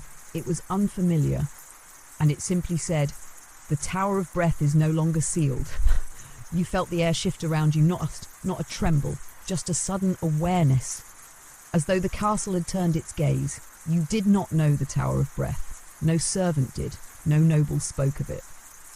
But you knew where it was.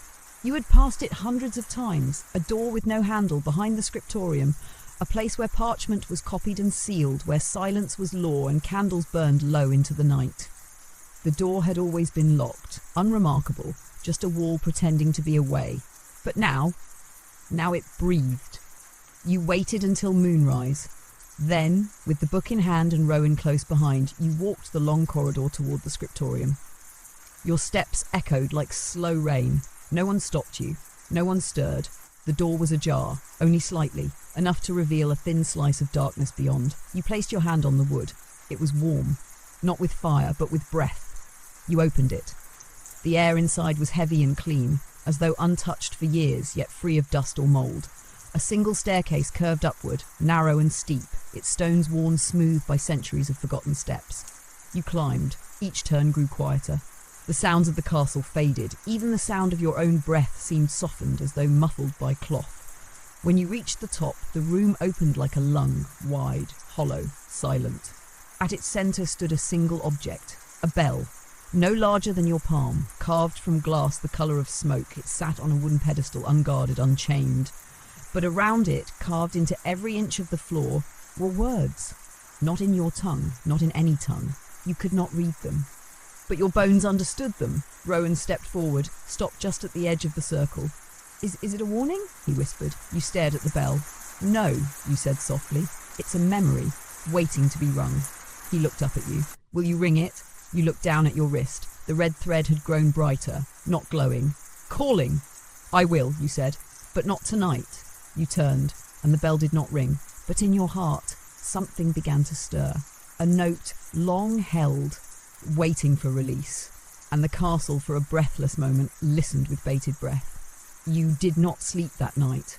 Not out of fear, the kind of fear that once haunted you when shadows moved wrong and dreams whispered too loud, but from something else, a stillness, a waiting, the kind of hush that fills the air before a storm not yet born. The bell in the Tower of Breath had not sounded, but its silence rang through you. You sat by the high window in the western corridor, book open on your lap, the breeze cool against your face. Stars blinked overhead like slow thoughts, and the castle, all of it, seemed to stretch its limbs beneath you, like a great beast stirring beneath layers of time. You wondered how long it had waited for the bell to be seen again. You wondered who had rung it last. At dawn, the book offered a single sentence. The bell knows the moment. No further page, no warning, no instruction, only that. And so you waited, not in idleness. Your duties never left you. But now each step, each chore, each glance over shoulder or out window carried new weight. You were listening more closely. The silence was no longer absence. It was a language, and it had begun to speak. Ellen met you in the courtyard one afternoon, her hands full of early blossoms. She wore no shoes, her bare feet pale against the dark stone. She smiled softly, but there was something new in her gaze, a shimmer like candlelight seen through water. "I heard a voice in the orchard," she said. You raised your eyes from the book. It said, "Thank you." "Was it the tree?" She shook her head. "No, older, or maybe deeper." You said nothing, only turned the page. Rowan arrived with dirt on his hands and a small seed cupped in his palm. "I found it where the snow never melted," he whispered. "It's warm." You took it gently. The seed pulsed faintly like a heartbeat held in amber. You planted it beside the tree. The next morning it had grown a single leaf. Silver. The bell's room remained untouched. You visited it again on the 5th night. This time you came alone. The air inside had changed. It smelled faintly of ink and wind. The glass bell still sat on its pedestal, still silent. But now, carved beside it into the wood, was a small sigil, not one you'd seen before, and yet familiar. A spiral, broken at one end, incomplete. The book in your hand opened of its own accord. The page was blank, until your fingers brushed the sigil. Then, in lines of black that shimmered like oil, the words appeared. When the bell is rung, the forgotten shall return. Some will walk, some will watch, one will remember what they were before. You closed the book gently and left the tower. In the following days, the castle changed again. Not visibly, not loudly, but deeply. Doors you'd never seen cracked open of their own accord. Rooms long buried revealed themselves in dreams before they did in stone. A fire was discovered still burning in a hearth behind a sealed wall. No soot, no ash, only flame. The tapestry in the dining hall rewove itself at dusk, thread by thread, until the figures depicted now moved ever so slightly when no one watched, and always beneath it all the memory of the bell, waiting. One night the stars blinked out, not for long, only for a moment, but in that moment the darkness was absolute. The castle froze, every candle stilled, every fire ceased to flicker, and then, all at once, light returned, as if nothing had happened. But you knew, and so did Rowan. He stood beside your bed before you'd even stirred, his breath calm, his voice soft. The veil just thinned. You nodded. It will thin again. The next morning, Ellen was gone, not missing, just not there. Her bed was made, her herbs freshly tied, her apron folded on the hook. No sign of departure, no trail, no note. But you understood. The book had prepared you. It opened to a single line. She walks where the breath is not needed. You folded the page and closed the cover. You did not cry, you did not search. Some returns are not meant to be seen with waking eyes. Some partings are a kind of becoming. And so you waited. You wrote, you listened, you walked the halls like breath through lungs, steady and quiet. The tree grew a second ring of silver leaves. The seeds sprouted taller, bending gently toward the chapel. The castle dreamed, and on the 7th night after the veil thinned, the bell rang. Once, clear, soft, and across every wall from stone to shadow, a single word bloomed. Begin. You stood in the dark, and you understood. The next story was ready to wake. The bell's echo settled over the castle like snowfall. It did not fade. It lingered in the eaves and rafters, in the cracks of ancient stone, in the creases of old parchment tucked behind forgotten shelves. You could hear it even in your breath, as though the very air had been reshaped by its tone. And then slowly it stopped being sound. It became presence. You woke before the sun, before the servants stirred, before the crows called from the high walls. The candle by your bedside had burned down to a quiet puddle of wax. The book was already open at your side, not at the page you had left, at a new one, at a page that had not existed until the bell rang. There were no words, only a symbol, the broken spiral, now whole, and beneath it, drawn ink the colour of midnight, a door. Not one you recognised, but one you would. Rowan was waiting in the hallway, already dressed, eyes wide and clear. "I heard it," he whispered. "Not just with my ears, I felt it in my chest." You nodded. He held out his hand, and in it lay a thread, not red but white. "It was on my pillow," he said. You took it gently, wound it into a coil, placed it between the pages of the book. "The others are waking," he said after a pause. You raised your eyes. "What others?" He didn't answer, but you already knew. The castle was awake now in ways no one could disguise. The walls no longer settled with age, they breathed. The fires no longer flickered at random, they leaned towards certain voices. In the corridor near the armoury, a door appeared where only blank stone had existed. Behind it, a staircase wound downward into a chamber lined with mirrors that reflected not your face, but your fears. You did not enter. Not yet, but you wrote its name into the book. The vault of reflection, unlocked by grief, sealed again by memory. Each day, after the bell rang, new doors opened. Some you passed without pause, some you watched from afar. One appeared for a single hour beside the well, then vanished with the rain. Inside it, a bird had sung a note no one could name. And in the kitchens, the spoons stirred themselves when left too near the hearth. The castle was not angry. It was curious. You understood. It had remembered so much, and now it wished to see what you would do. Ellen did not return, not in the way you once knew her. But her name began appearing in the margins of the book, written in tiny script, always in the same hand, always in the same ink she once used to steep her herbs. Sometimes beside old entries, sometimes at the bottom of pages you hadn't turned yet. Once, beside an illustration of the silver-leaved tree, her name was followed by a single phrase, "She weaves the light beyond." You closed the book slowly and whispered thanks. On the 5th day after the bell, the steward summoned you. You had not seen him in weeks. He was older now, not by years but by weight. His shoulders drooped, his eyes were rimmed with red. He stood in his chambers back to the hearth, a ledger clutched in one hand. "I remember her," he said. "You did not ask who. I remember the one who brought the first torch to the West Tower. I was a boy. She told me not to speak of it." He looked down. "I didn't until now." You waited. "She had a voice like iron and honey." He murmured. "When she touched the stones, they sang." He placed the ledger on the table and turned away. "Tell the walls, I still remember her," he said. You nodded once, and when you passed the West Tower later that day, the torches lit themselves. That night, the dream changed. You stood not in the chapel, not in the orchard, not beneath the tree, but in the dining hall, empty, silent, vast. The long table was bare except for a single item at its centre, the glass bell. You walked slowly toward it, and as you drew near, the dream whispered, "It will ring once more, and then she returns." You reached out, but before you touched it, the dream vanished, and you woke to the sound of rain.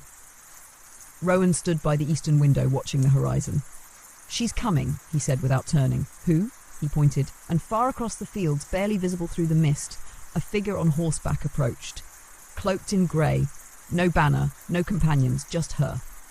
And as she neared, the castle hummed, not in fear, in recognition. You felt the breath of the stone change, and the book opened to a page you had never seen, its title, "The Memory That Remembers Us All," and beneath it one line, "Welcome her."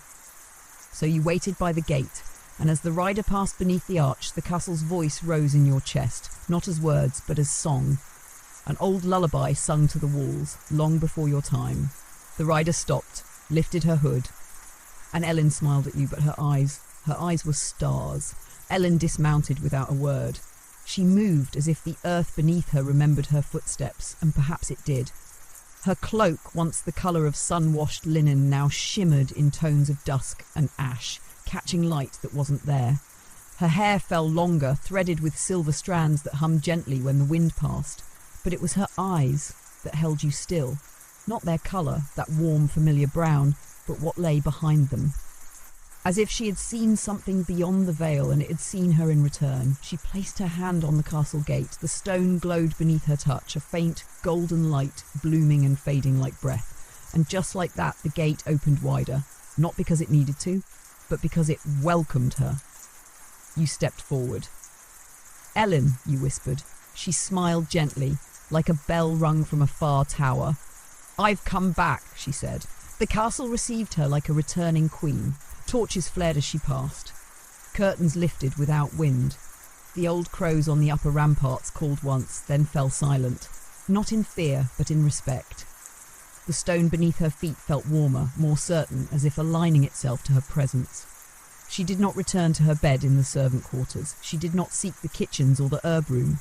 Instead, she asked only one question. Has the seed bloomed? You led her through the west courtyard, through the chapel's shadow, to the tree. It stood taller now, the silver leaves whispering softly, and beside it, the seed she had given you. It had grown, a new sapling thinner than the first, but glowing faintly in moonlight. Ellen knelt beside it, placed her palm against the young bark and closed her eyes. For a long time, no one spoke. Then she rose and said, "It remembers me." That night, you returned together to the chamber beneath the chapel. The tree received her in silence. No wind, no flickering light, just a stillness, complete and wide. The seated figures did not stir, but their presence grew brighter, more focused, as though their attention had shifted entirely to her.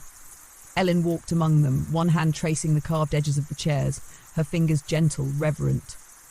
"They whispered to me," she said softly, "when I crossed the veil." You listened. They said the bell had to be rung twice.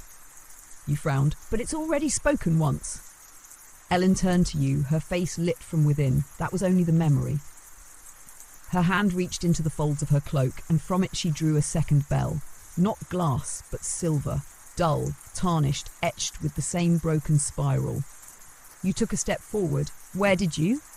I didn't take it, she interrupted gently. I became it. The moment she said it, the tree shimmered. Its leaves rattled in a wind that did not blow. The pedestal in the centre of the room began to rise. Slowly, inch by inch, revealing a hollow space beneath it, and there, nested in shadow, sat a third bell, this one made of wood, worn smooth by hands long gone, and beside it, a fourth bell, no larger than a coin, carved from stone, black as night, whispering you did not touch them, not yet. Ellen looked to you. They're not meant to be rung by one. You understood. These were the foundations of the memory, not just the story of the castle, but the story within the story. The deeper root, the first breath, and it could not be woken without more than one voice. You turned to Rowan. He stood at the archway, watching. I heard a fifth bell in my dreams, he said, but it hasn't been made yet. That spring, the castle prepared itself, not for war, not for celebration, but for remembering. The book grew heavy with entries, words that poured from your hands as though the walls themselves guided your fingers. Dreams now bled into waking. Footsteps echoed before they were taken. Names you had never spoken rose to your lips at dawn. Each bell you learned held a part of the whole. The glass bell, recollection. The silver bell, return. The wooden bell, origin. The stone bell, witness. And the fifth, the bell not yet born, would be the binding. It would join them, seal them, complete the song. But to shape it, you needed something more than memory. You needed truth, and not the truth told in words, but the kind that lived in bone and soil, in salt tears and quiet goodbyes. You needed to go deeper than even the keepers had gone before. Ellen stood at the orchard's edge that evening, watching the horizon where the last frost melted into golden fields. She turned to you, the stars bright in her hair. We must descend, she said, to where the castle forgot itself.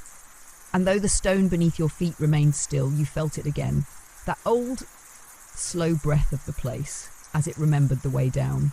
It began with the stone beneath the west wing, not the flagged paths worn smooth by centuries of footsteps, not the grand stairs or the foundation of towers, but deeper, a place no one had spoken of in generations. Beneath the west wing lay a crypt of silence, built not for burial, but for forgetting. The castle had hidden it well, but now, as the bells stirred and Ellen walked once more within the walls, the silence could not hold. You, Rowan, and Ellen stood beneath the stained glass window of the old scriptorium, the same one that once reflected only the broken light of forgotten names. But now it shimmered with movement, not reflections. Memory! A figure appeared in the glass, not a ghost, not a vision.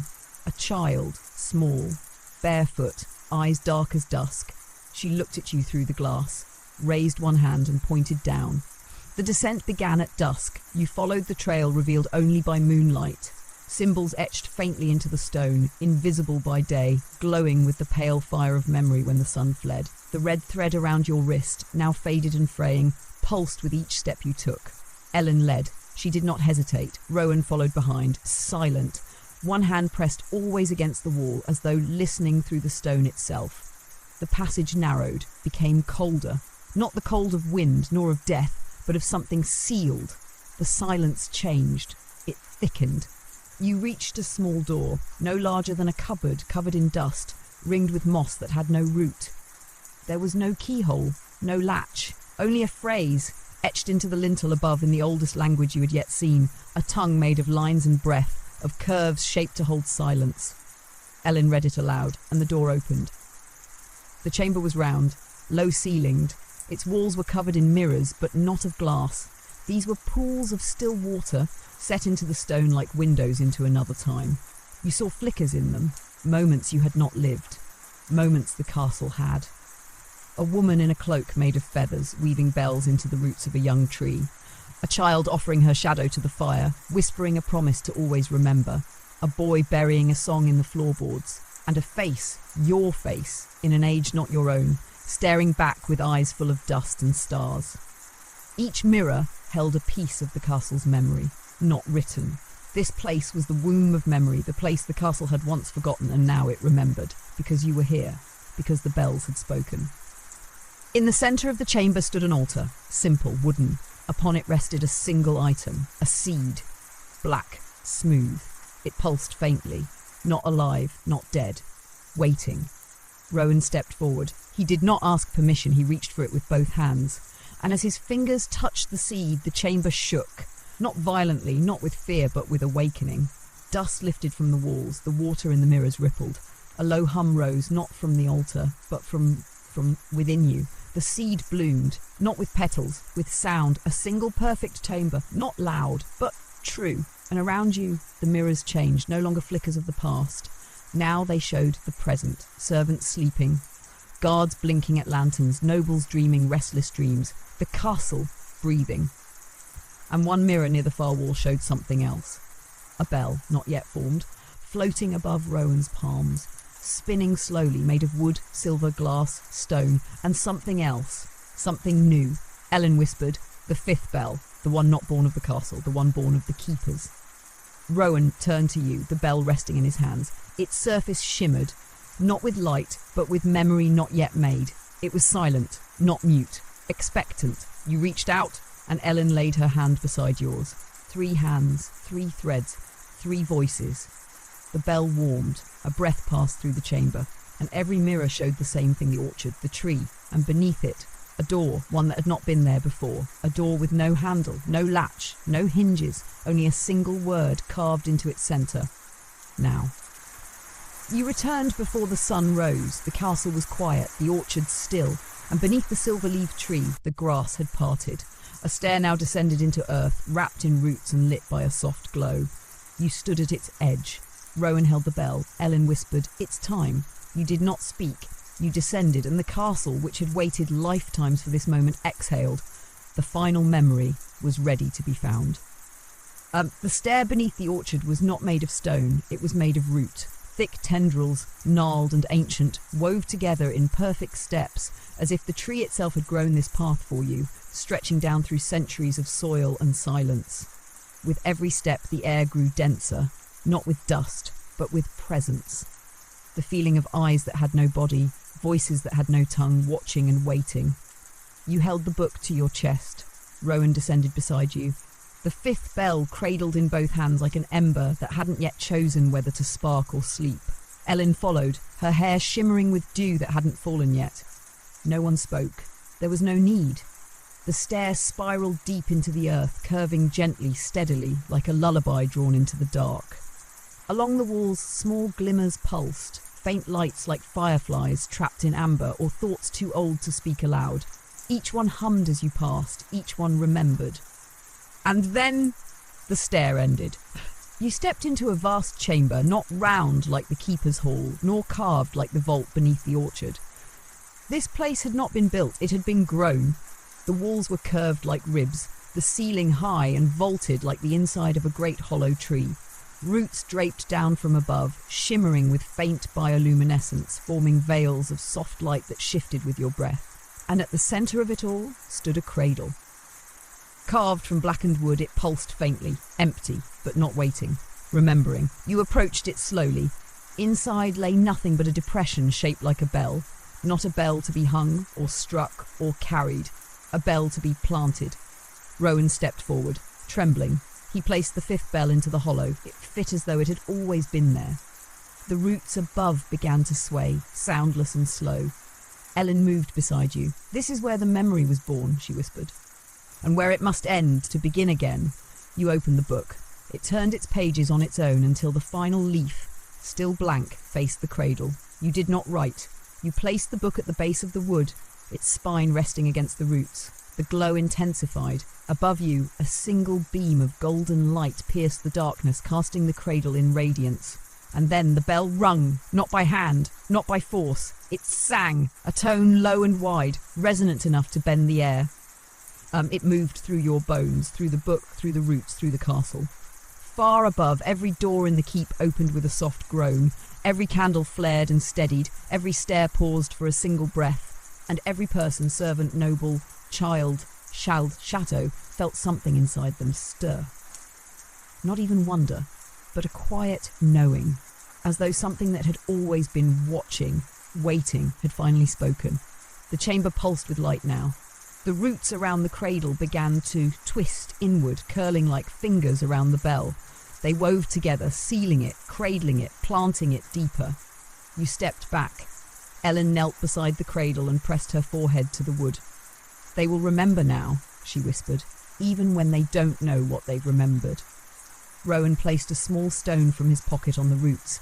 It bore no carving, no shape, only a warmth that had come from his hands.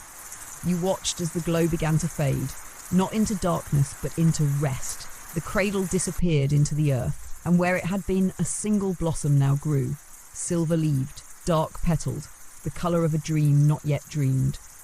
You ascended in silence. The stair felt shorter on the way back, the weight in your chest lighter, not empty, never empty, but shared. As you stepped back into the orchard, the wind shifted, the trees bowed slightly, and the castle exhaled again. A sigh of relief, of completion, of beginning. That evening, as the sun set, the sky burned violet and gold. You sat beneath the great silver-leafed tree, Rowan at your side, Ellen standing just beyond the roots, her face turned toward the horizon. And the book now rested in your lap, its pages filled to the final line, until softly, slowly, a new page grew. You turned it and found a single sentence waiting. "The castle remembers because of you." You closed the cover, not with an ending, but with a promise. Tomorrow, the doors would open again. New servants would arrive, new voices would echo in the halls, new footsteps would cross the threshold, and when they did, the walls would still be listening, and you would still be there, keeper of the threads, guardian of the silence, watcher of the breath between footsteps, because some stories never end. They are simply remembered. The castle did not sleep that night. It did not stir with noise, nor clang with movement. Instead, it watched. Its arches held their breath. Its walls softened their echoes. Its doors stood ajar, not to invite, but to witness. Because something had changed. Not just below in the roots, but everywhere. The bells no longer needed to be rung. They had become part of the stone, and now the castle listened, differently. You awoke before the light came. The sky was still grey, the air thick with dew. The orchard held its breath, the silver-leaf trees shifting gently as though adjusting themselves to a deeper rhythm. You sat alone beneath the older tree, its bark cool beneath your palm. The book lay open across your knees, but no new pages formed. It was still, not closed, not empty, simply waiting. You looked up and saw Rowan watching from a distance, leaning against the archway. He did not speak. He had grown taller, subtly. Not in height alone, but in presence. His shadow felt longer now, as though memory itself had begun to follow him. He stepped forward, sat beside you, and said simply, "There's another door." You didn't need to ask where. You already felt it. You found it in the north wing, in the room where the light always slanted just so across the floor, a room you had passed 100 times without notice, but today the light did not slant. It glowed. At the far end, a tapestry had shifted. Behind it, stone, smooth and dark, with no seams, but now a crack had formed, narrow, just enough for fingers. Rowan stepped forward and touched it. The wall dissolved like mist, and beyond it lay a corridor of wind. This passage was different, not shaped by roots, not carved by hands. It had been opened by remembering. The air was neither warm nor cold, it simply was, soft, steady, holding you like water holds light. You followed the corridor down, and the corridor followed you. It curved, bent, adjusted, not with force but with familiarity, as though adapting to your breath, your gait, your memories, as though it had been shaped by your steps before you ever took them. At its end was a door, wooden, unadorned. You reached for it, and as your hand neared, words appeared across the grain, rising like steam. To open this is to see the thread beyond the thread. You did not hesitate, you pushed it open. The chamber inside was circular, small, a single chair. A single mirror, a single thread, red endless, hanging from the ceiling like the pull cord of a bell that no longer rings. You stepped inside. The mirror showed not your reflection, but your lineage. Not blood, not name, but memory. The faces of those who had listened, who had served, who had watched. The first keeper, the child who drew maps on stone floors, the woman who poured dreams into ink, And then yourself. Not as you were now. But as you had been in every moment, the castle had remembered you, smiling, falling, writing, weeping, becoming. You sat in the chair, it fit perfectly, the thread swayed above you. You reached up and gently pulled. The chamber did not collapse, the mirror did not crack. Instead, the thread came loose, falling into your hands, light as air and warm as a heartbeat. It coiled around your fingers once, twice, then vanished, but in its place, a ring of light remained around your wrist, soft silver, pulsing in rhythm with the breath of the castle. And you understood. You were no longer just the keeper of what was. You were now the weaver of what will be. The thread was yours to tie. When you returned to the surface, dawn had come, not in fire or song, in gentleness, the light that finds corners it once forgot. You stepped into the orchard. The tree had blossomed again, this time with petals of gold. And at its base sat the 3 bells, glass, silver, wood. The stone bell was gone, planted perhaps, rooted where silence could hum. And beside them now sat a 4th, the one you had helped form, its colour shifting with the morning. Not quite any one thing. Becoming. Ellen was there, she turned to you smiling. I heard you pull the thread, she said softly. Did it ring, you asked. No, she replied, eyes shining. It sang, and together the 3 of you stood beneath the tree. And waited, because you knew the castle would call again, and this time you would not just remember it, you would shape its song. The days that followed moved slowly, like parchment curling beside a flame. The castle no longer whispered in corners. It spoke in plain air, in the shifting of light on old walls, in the pattern of wind through open corridors, in the quiet timing of falling leaves one by one across the stone courtyard. You walked the halls each morning barefoot, the cold floor no longer biting. You no longer needed the book to guide you. It had grown quiet, content to rest upon the altar beneath the tree. The last pages had been written for now, though you knew others would follow in time. You weren't listening for the castle anymore. You were listening with it. Rowan had begun to build a map, not of geography, but of memory. He carved it into soft bark on thin wood panels, each stroke guided not by sight, but by feeling, places he remembered visiting in dreams before they were ever revealed in waking hours. When you asked how he knew what to draw, he only replied, I ask the silence, and it answers.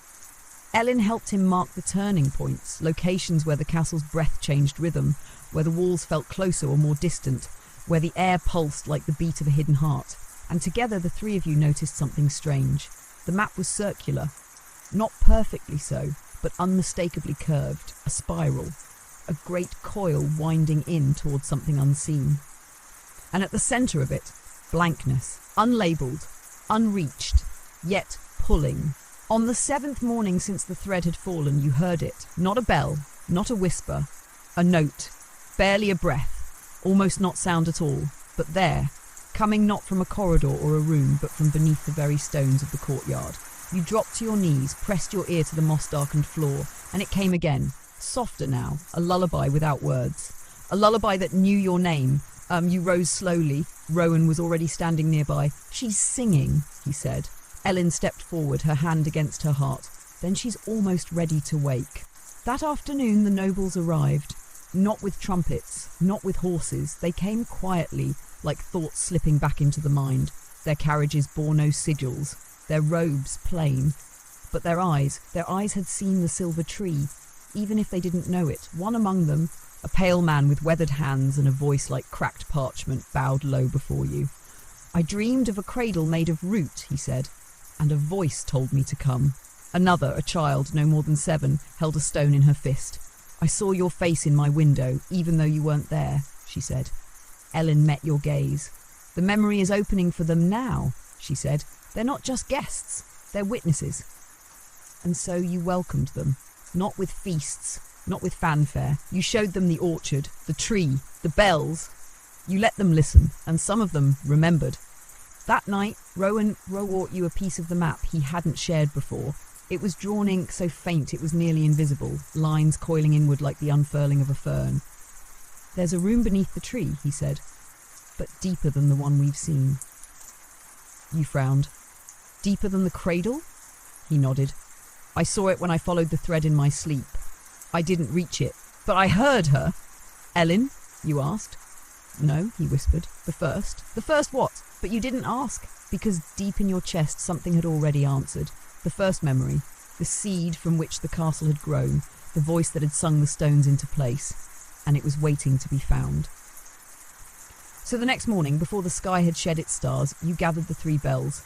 Glass, silver, wood.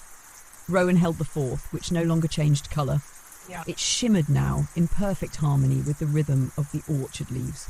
Ellen carried nothing, but her steps held weight. The path beneath the tree opened for you. The roots moved aside like a veil drawn from a sleeping face, and you descended, past the chamber of the cradle, past the place where the 5th bell had sung itself into being, down into new silence, not forgotten, not sealed, but waiting to be remembered. The light thinned, the roots thickened, and at the final step the 3 of you stood before a wall of pure black stone. It pulsed once, then faded, revealing a door. No knob, no hinges, just an inscription. Here lies the first word, and beneath it, a small indentation, the perfect shape for a bell. You turned to Rowan. He placed the shimmering bell into the hollow, and the door vanished like breath on a mirror. You stepped through, and the castle held its breath. The air beyond the vanished door was unlike anything you had ever felt. It was neither cold nor warm, neither stale nor sweet. It simply was. It wrapped around you like memory itself, weightless but unshakable.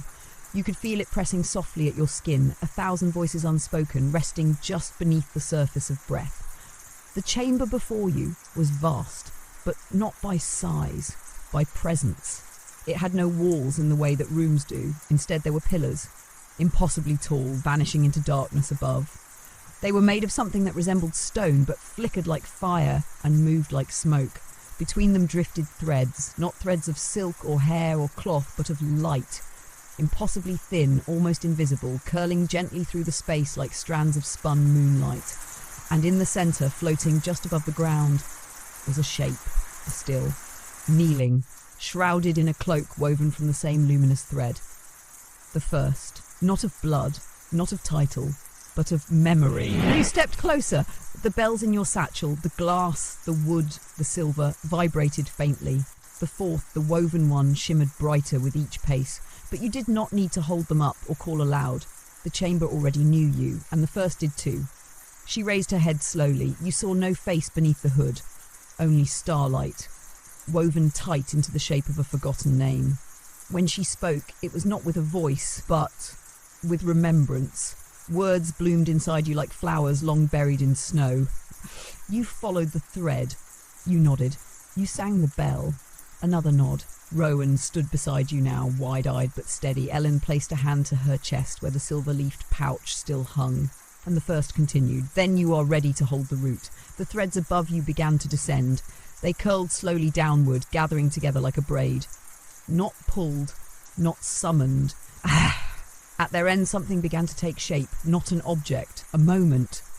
One you hadn't lived, one the castle had buried. You saw a hall of wind, long gone, a bell buried in a tower that no longer stood, a tree grown in darkness, and a child, one not yet born, placing a single name inside a hollow stone, your name, and you understood. You had not found the memory. You were the memory. The threads wrapped around your hands. They did not bind, they welcomed. And into your palms, the first placed a final bell, smaller than the rest, no larger than a ring. It was colourless, weightless, carved not from any material you knew, but from remembering itself. It glowed faintly with every life the castle had ever cradled, every voice, every dream, every silence.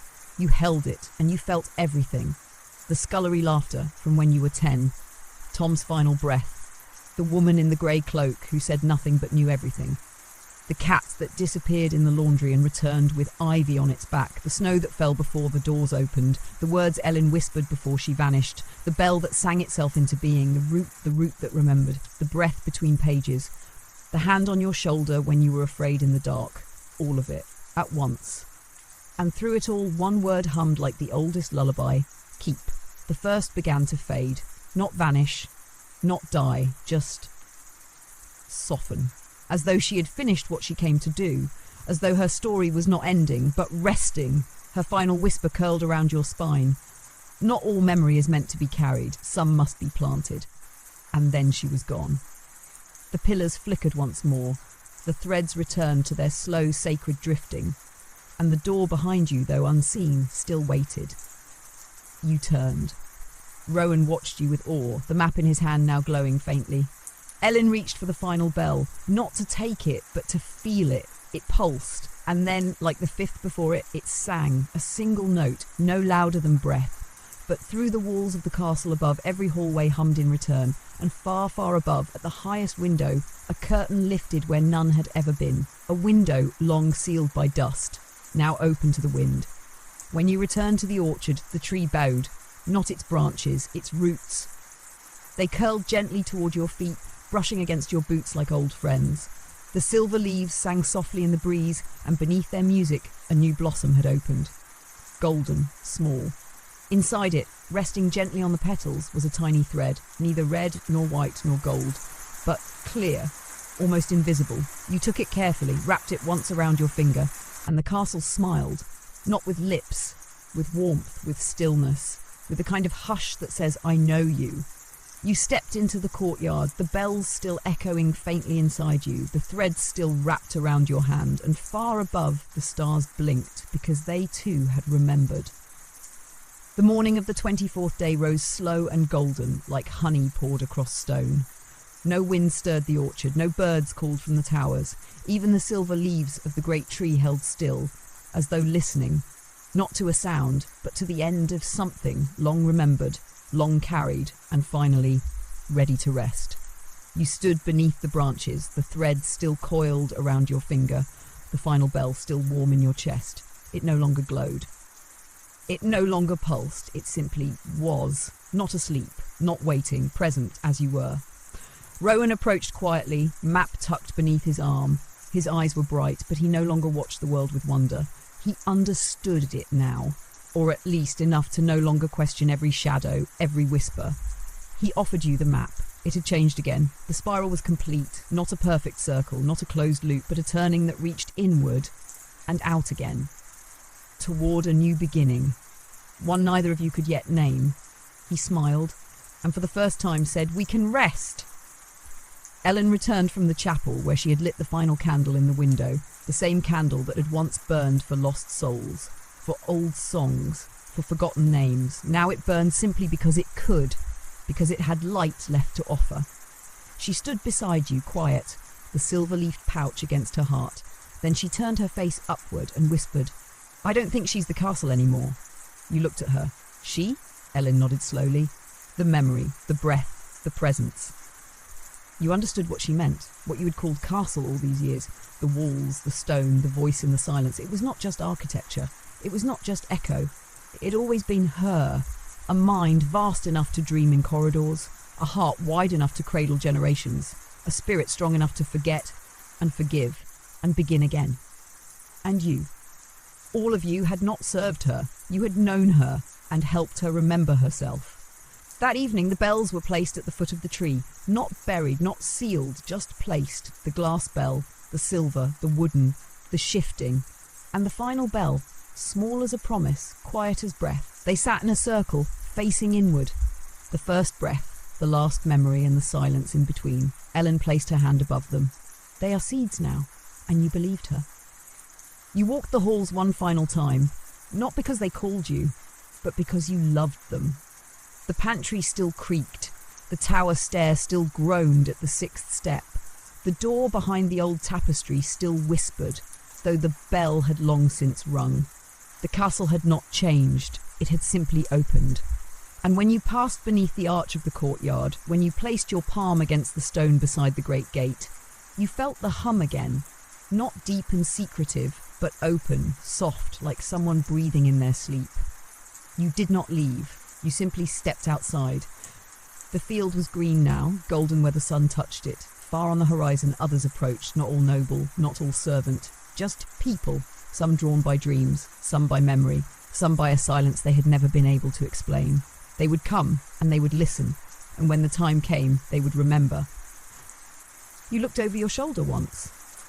The castle stood as it always had, tall, shadowed, quiet, but now you saw it fully.